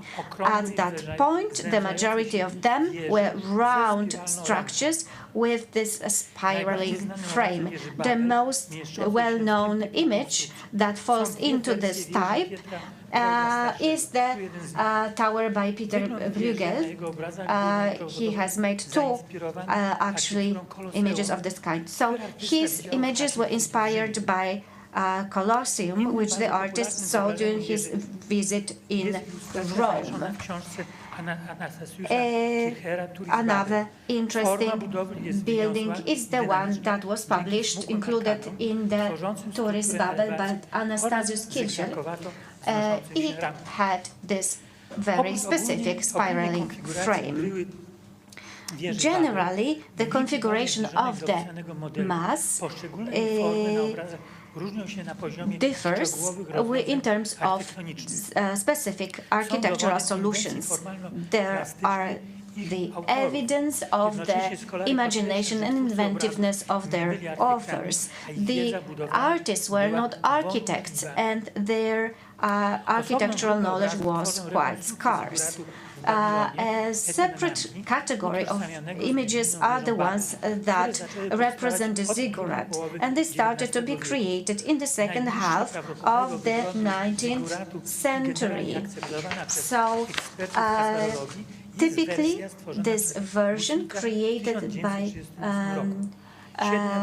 one of the artists is the one that is based on the square, and then slowly narrows down towards the top. In the 20th and 21st centuries, the theme of the Tower of Babel is still taken up by many artists. The titles of works usually relate to the subject of the work and its mythological source. However, these works in most cases are of secular nature. At the beginning of the century, there were some interesting works, for instance, by Escher, and then we also had some works by surrealists. In particular, over the last decades, there were some interesting works, both by professionals and amateurs, using both traditional techniques and new digital tools. The Tower of Babel is also being represented in various spatial media, so we have small sculptures and large installations. And also Polish artists created a number of works related to the Tower of Babel. Probably the first one was the linocut by Kubicki from 1917. Jerzy Duda-Gracz painted a picture of the Tower of Babel with a peculiar ironic scorn in a grotesque convention. Among the contemporary artists, we may also mention another Polish graphic artists, jak Maria Jaśko, for instance. So, as we can see, our artists depict the Tower of Babel in various ways, using traditional and more abstract structures. In the 20th century, the images of the Tower of Babel ended up in the internet, so we have a lot of references to that in various works regarding linguistics, globalizations, economics. As a result, the images of the Tower of Babel appeared on the covers of magazines and in books, on posters and pictures, for instance, on the poster of the Pompidou Center on the occasion of an exhibition dedicated to a railway station. The images of the Tower of Babel have been also commercialized. They're included in advertisements for puzzles, games, blogs for children.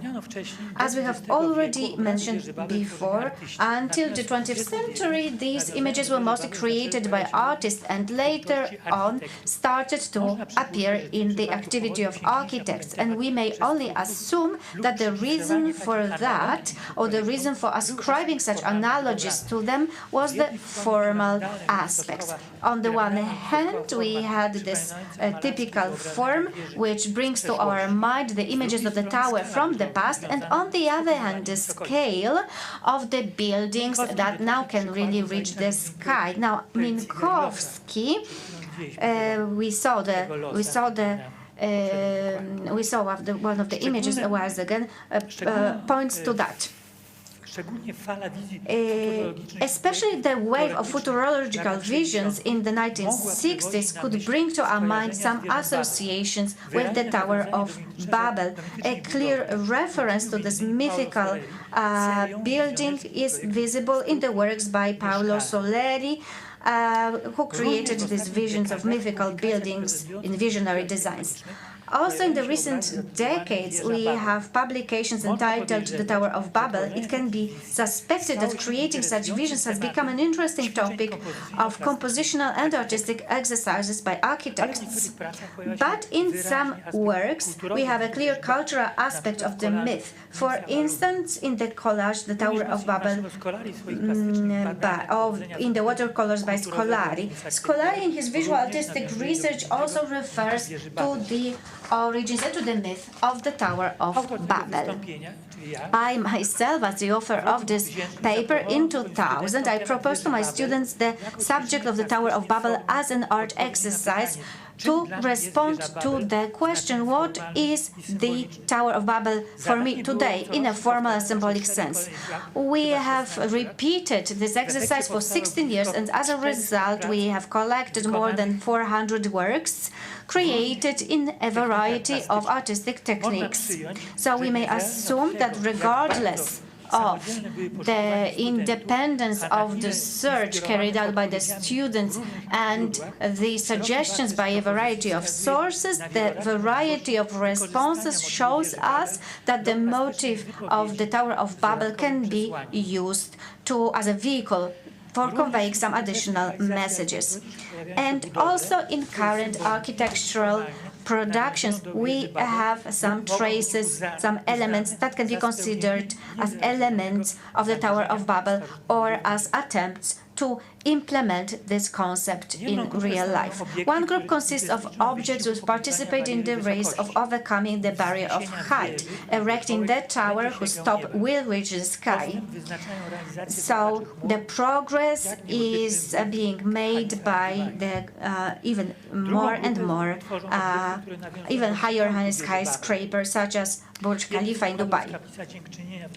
Then we have also the Chapel of Thanksgiving in Dallas, designed by Johnson. And another example is the seat of Amazon in the States. And in this case, this interpretation was then invented by the media. And in the social media, we also find some suggestions regarding the inspiration with the Tower of Babel when it comes to the building of the European Parliament. And additional argument for such an analogy was to be the slogan of the Council of Europe, many languages, one dialogue. Also in Poland, the new seat of Polish TV in Warsaw was associated with the myth of the Tower of Babel. The chief designer was Bielecki, who admitted that we were consciously inspired by the Tower of Babel as a popular symbol of global media.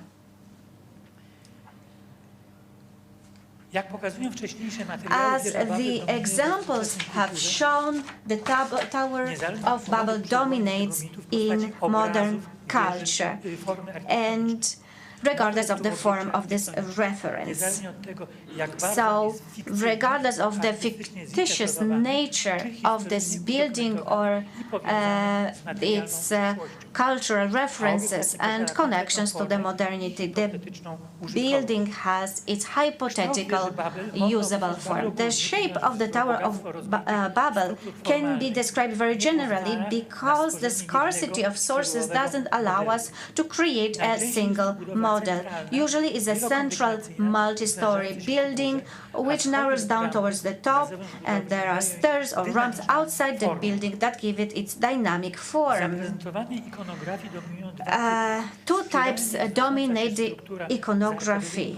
So there is the first one, a spirally rising structure with shadowed arcades that is represented by Dutch and Flemish painting, and this massive multi-story pyramidal form that refers to the ziggurat model.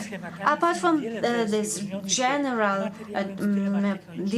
patterns, there is an enormous wealth of forms varying in terms of material and height and the number of stories. So the tower as the architectural object has its interior, and historical and modern paintings show the view on the outside only. But fragments of the internal structure may be seen in some of them in the upper part of the structure and in those that show us the decomposition of the tower. So we can imagine that the structure had numerous rooms inside. An interesting work was done by a Japanese artist, Katsuhiro Otomo, who processed Bruegel's painting, The Tower of Babel, of 1564. And on this basis, he created a new painting inside Babel, in which he showed its open-work interior by cutting out a part of the structure. The biblical description of the tower says us nothing about its purpose, other than the Babylonians wanted to make a sign for themselves. It was the tradition of the Mesopotamian era since Sumerian times to build artificial mountains to worship gods. But according to the biblical description, the Tower of Babel was not meant to be a temple. On the contrary, it was to show God the strength of a man and his efficient independence, the symptom of pride for which people were punished. However, the archetype of a tower, which was shaped by images of modern art, seems to perform certain functions. The lack of any clear indications may be explained by the fact that modern interiors would encourage multiplicity of users. So this tower could be also a living space, and one of the examples is obviously given here. So this structure had to be a major challenge. We know nothing about how long the process lasted. We only know that the Tower of Babel, the construction took 44 years. One should mention in here one of the writers who analyzed the Tower of Babel from Bruegel's picture from the perspective of construction art, describing the structure of its building and elements, so arches, pillars, windows, and so on. So Bennett drew attention to the construction chaos inside the buildings, which was maybe being constructed for hundreds of years.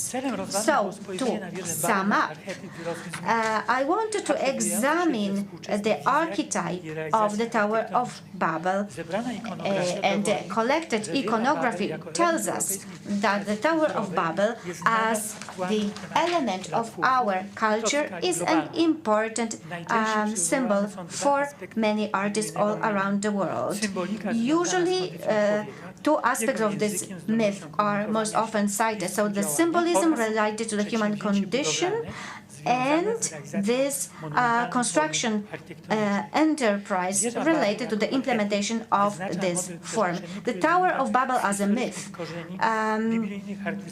has its roots in this biblical context, but at the same time it is complemented by modern definitions and interpretations of the monumental structure of the building. The idea of the Tower of Babel allows us to construct various ideas about architecture.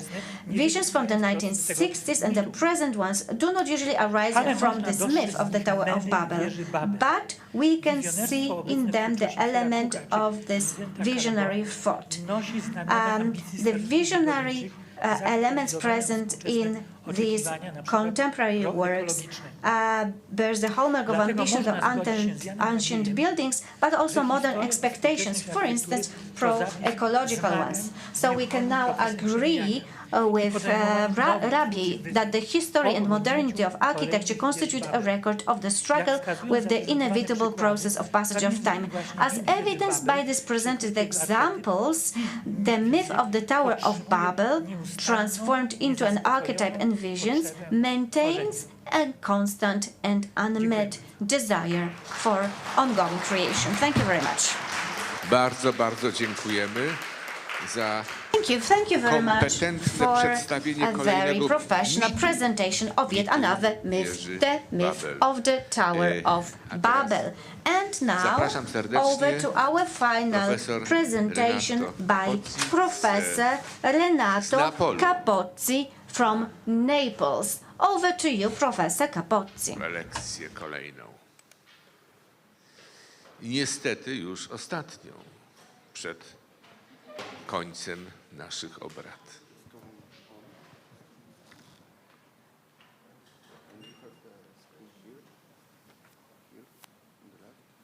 And you can try the arrow here or here. This one.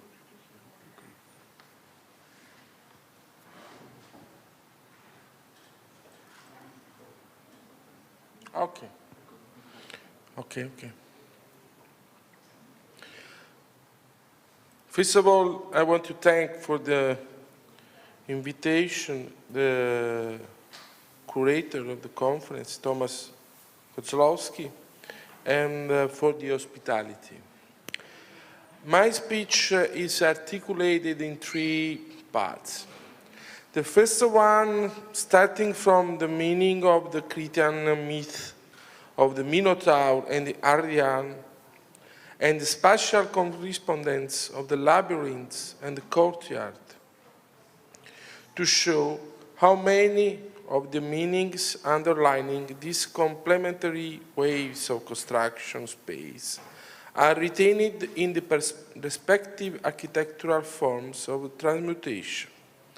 One that realizes the urban fabric in a morphological sense, and the other one is exemplified in the hall type as a shared manifestation of a full community. Finally, the third part shows how I verify the proposed assumption in some significant experience in Italian culture, architectural culture, and in particular in the works by Giorgio Grassi and Antonio Monestiroli.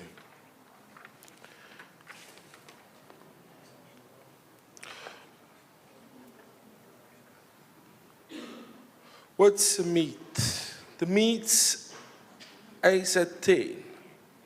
And in the tale, there is the essence of ourselves. There is the inspiration for life. And at the same time, the inspiration for the spaces that will welcome life. The myths of Minos you show in this image, Kim Go-Crete, where the West culture itself was born, the land of the evening, where the sun sets and there is no more land. The myths of Minos is that the king had the labyrinth built in Knossos, designed by Daedalus, to imprison his Taurine son Minotaur, but also where his daughter, marvelous daughter Ariadne, dancing in the court, in the aule in Greek language, manages to free Theseus from the same labyrinth.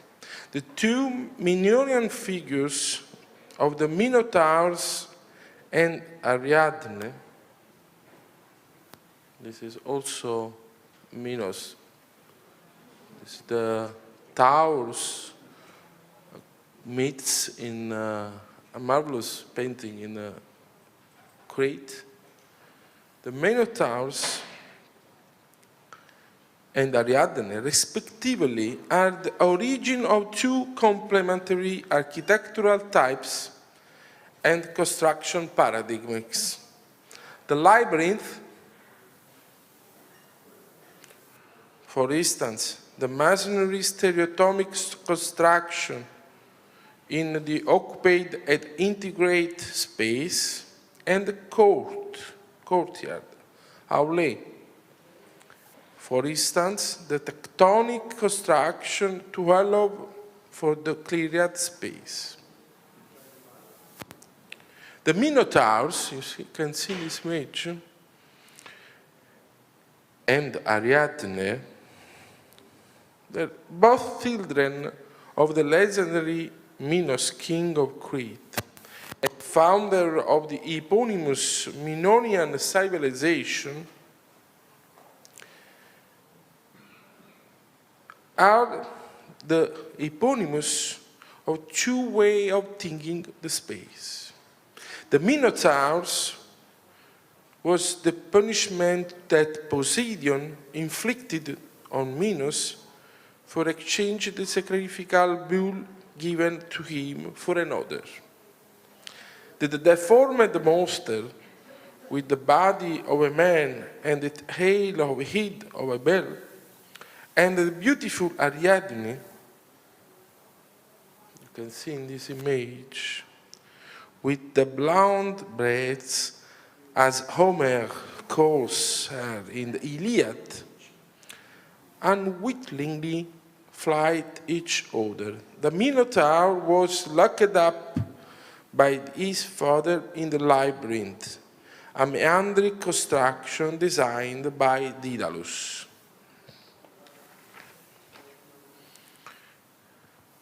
As you know, it's well known, Ariadne falls in love with the prince Theseus and helps him with the stratagem of treat to find the exit of the labyrinth with the blind steps.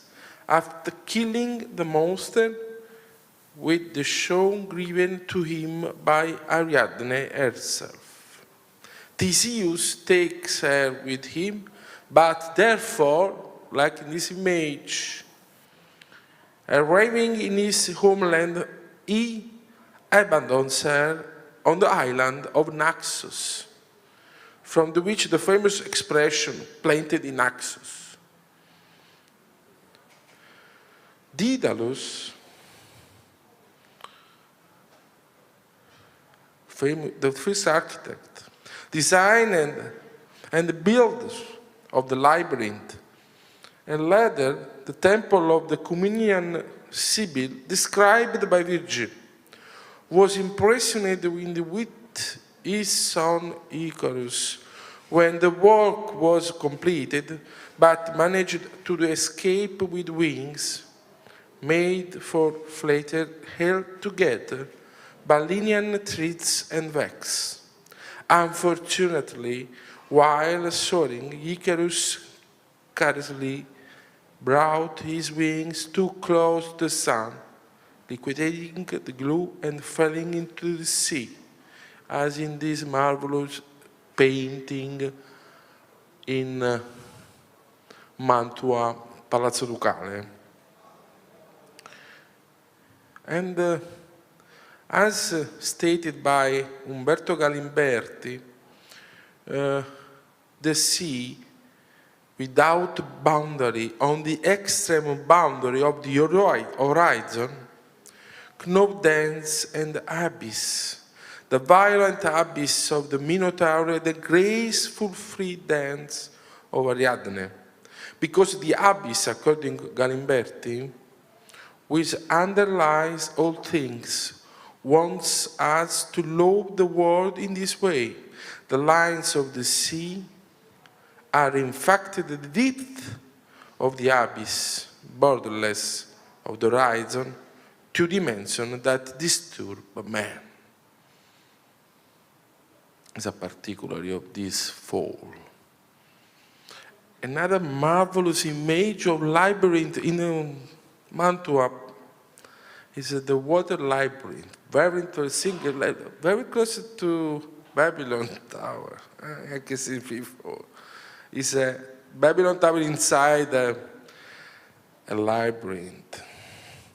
The endless labyrinth of Knossos is a symbol of amazement felt by the Greeks in seeing the immense Palatian, Minonian Palatial construction. From the palace of Knossos, the victory of Theseus, on the other hand, is attributed to the beginning of Greek dominance over the Aegean Sea. Similarly, the Princess Ariadne and her myth are the subject of many conflict versions. Ariadne is the eponym of disappointment, love, of the abandonment, of the gracefulness of dance, but also with ingenuity against brute force. The two figures, Minotaurion and Ariadne, represent by the abyss and the dance, have since received further the multiple meanings, evocation and interpretation in the art and the literature. Is a lot of them, but you can see in this image Canorian version of the myth of Theseus and the Minotaurion, or in Doré figures the Dante Divina Commedia with the Virgilius and the Minotaurion. But Ariadne, therefore, alludes to the openness, not fragmented, not the limited space in the space. The space can make the event happen. The space for dance, the dance invented by Daedalus too. The Minotaurs is emblematic of a deep darkness of the night, of the impossibility of finding a way out of the abyss, of reading the light of the sun, of the finding the space that not obstruct. According to Vittorio Hugo, the place of the clearing, exemplarized by Ariadne, is in fact entirely constrained, if one can say so, in this border and this element without a physical body, which nevertheless implies the corporeity and the closure, and therefore the form of the field that it includes and defines the structure of the forest. On the contrary, it excludes while recognizing it.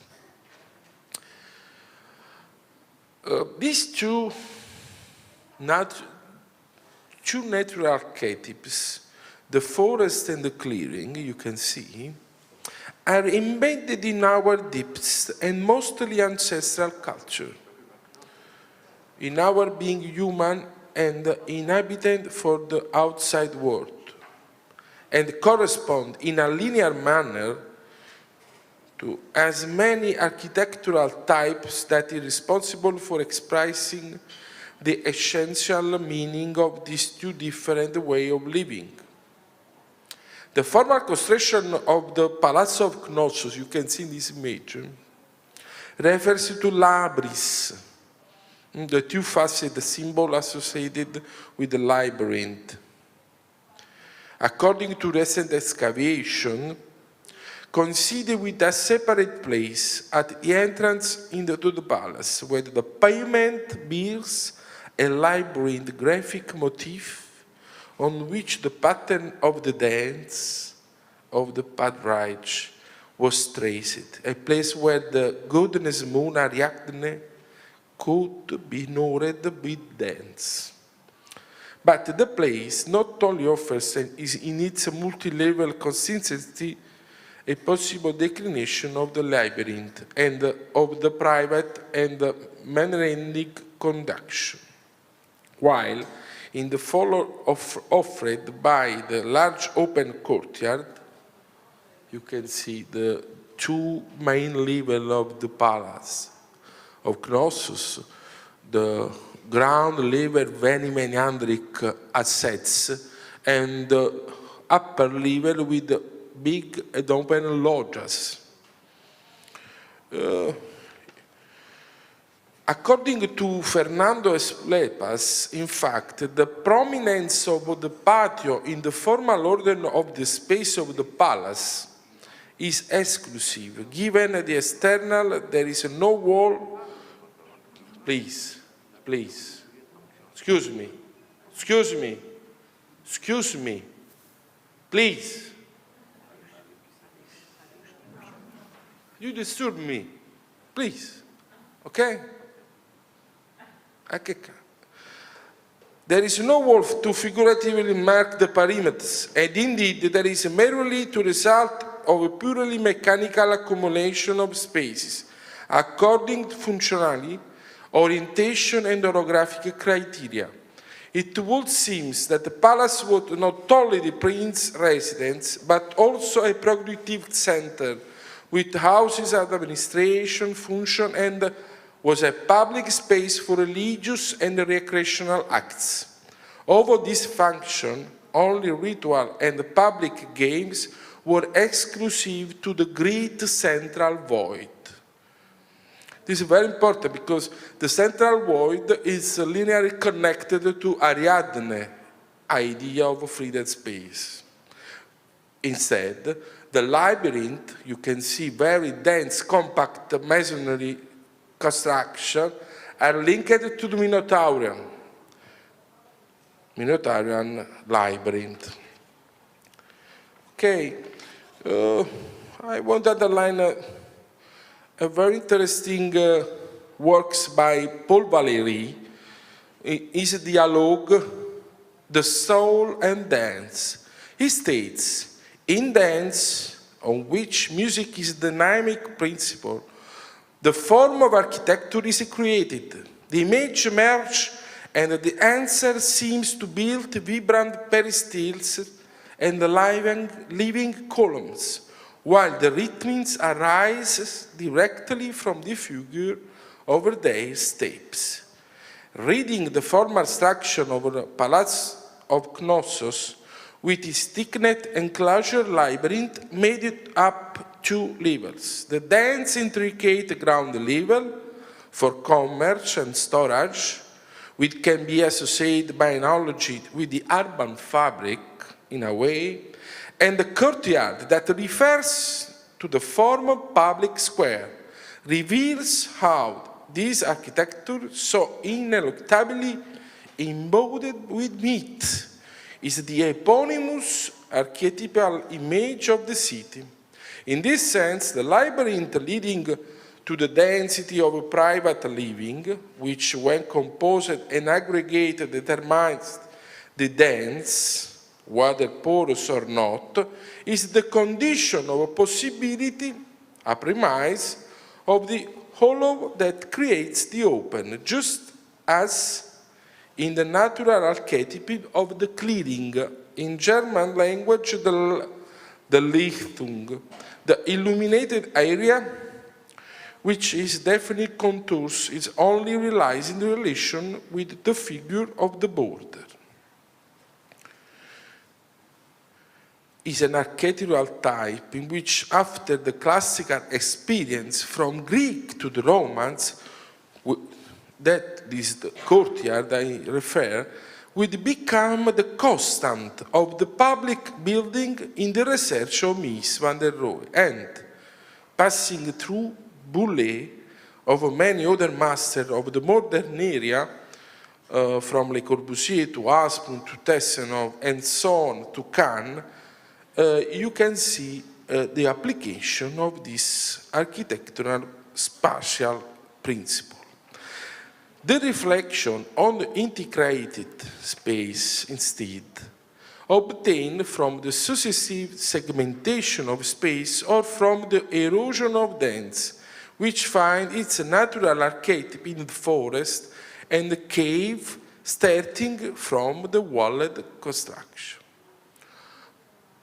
I go to conclusion. This is another image of the Knossos Palace. As already mentioned, starting from the rural paradigm of a Palace of Knossos, which is determined and marked everywhere by myth, and simultaneously present to the formal themes of labyrinth and of the court, these 2 formal and spatial organization structures that lead respectively by extension or concentration to definition of a morphological system like an urban fabric or an architectural types, the whole type building, I've received numerous reformulation and variation in history and modernity, as I said before. In Italian experience of the second half of the 20th century, this heritage is matched by a number of projects and compositional postures referable to the theoretical and operational tradition, the so-called tendenza. You can see this famous exhibition in Saint Pompidou in Paris, whose disputed leader was Aldo Rossi.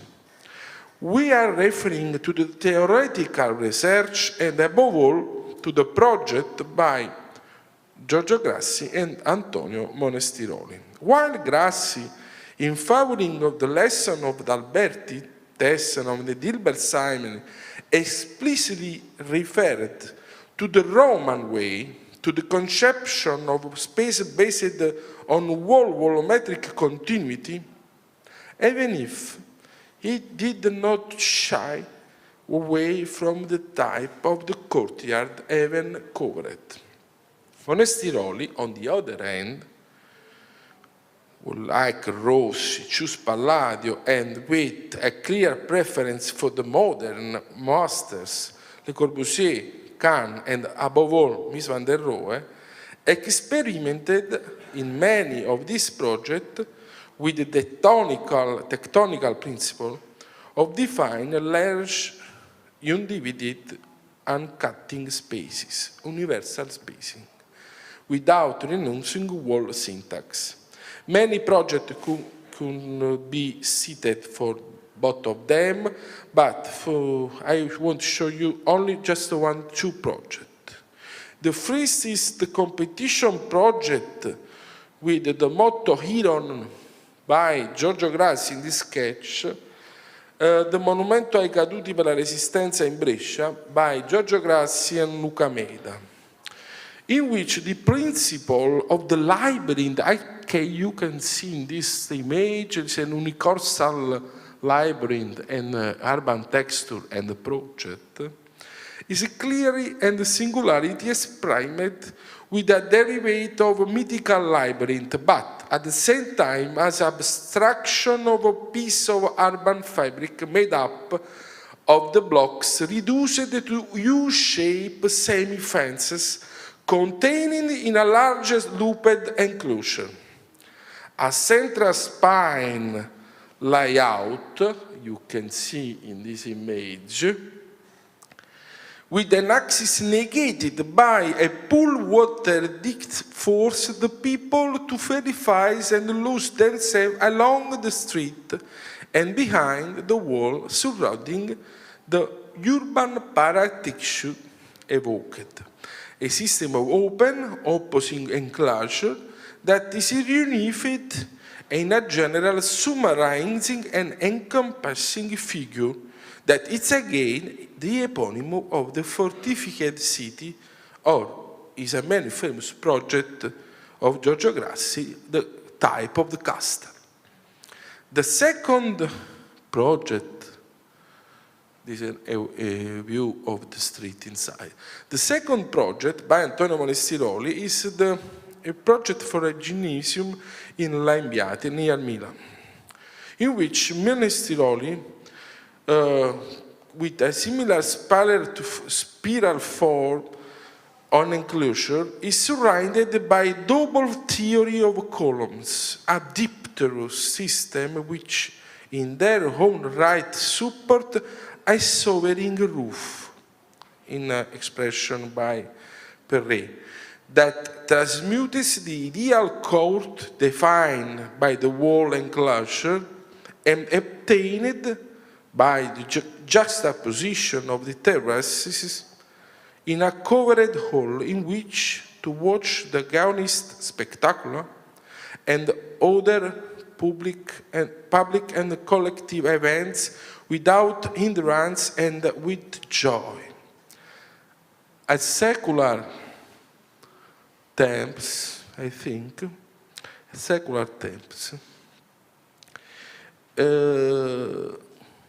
that establish a radical difference with the natural exterior that can only be observed and completed from the first floor loggia, as in Cnosso Palace, throughout a precious temenos that makes possible the liberation of the interior spaces so that the festival, the theorein, in Greek terms, can take place. This is the details of this system of double construction, double roof.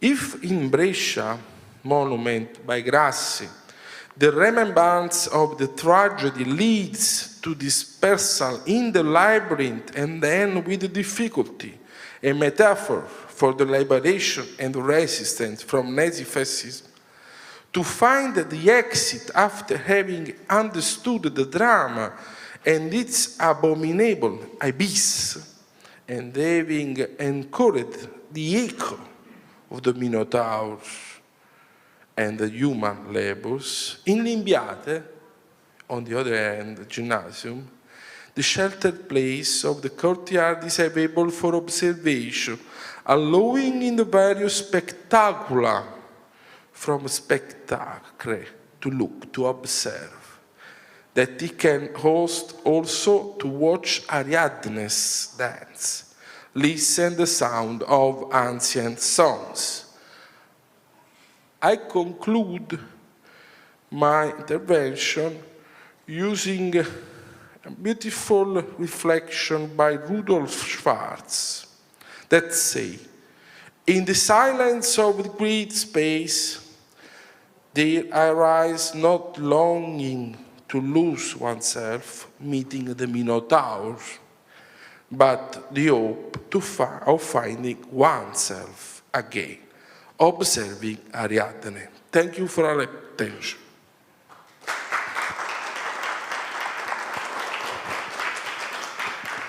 Thank you very much for very impressive analysis of some kind of myth and influence for the modern architecture. Anyway, it was during your speech, it was a special interest part connected with Evans, the masterpiece of archaeological achievements in Crete. I think it was connected with Knossos.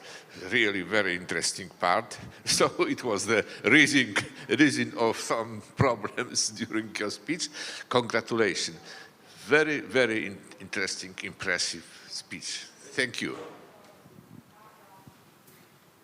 A teraz, proszę Państwa, dobrnęliśmy już do końca naszych referatów. W związku z powyższym czas na dyskusję podsumowującą. Zapraszam do zabierania głosu. And now is time for a debate. I invite you to take the floor. We have mics available. Może niewiele, ale and then trochę czasu, żeby we have, well, maybe not that much time, but we have some time to sum up this conference. Proszę Państwa, jeżeli w tym momencie nie ma chętnych do actually, if no one wants to take the floor right now, I strongly suggest that we move on to the next point of our meeting today, which is lunch. Tak, jeżeli wszyscy są nieśmiali, if everybody's shy, well, we thank you. We're closing the debate. We would like to say goodbye to those who are watching us online, and we're moving on to the next point on our agenda. I'll see you, everyone.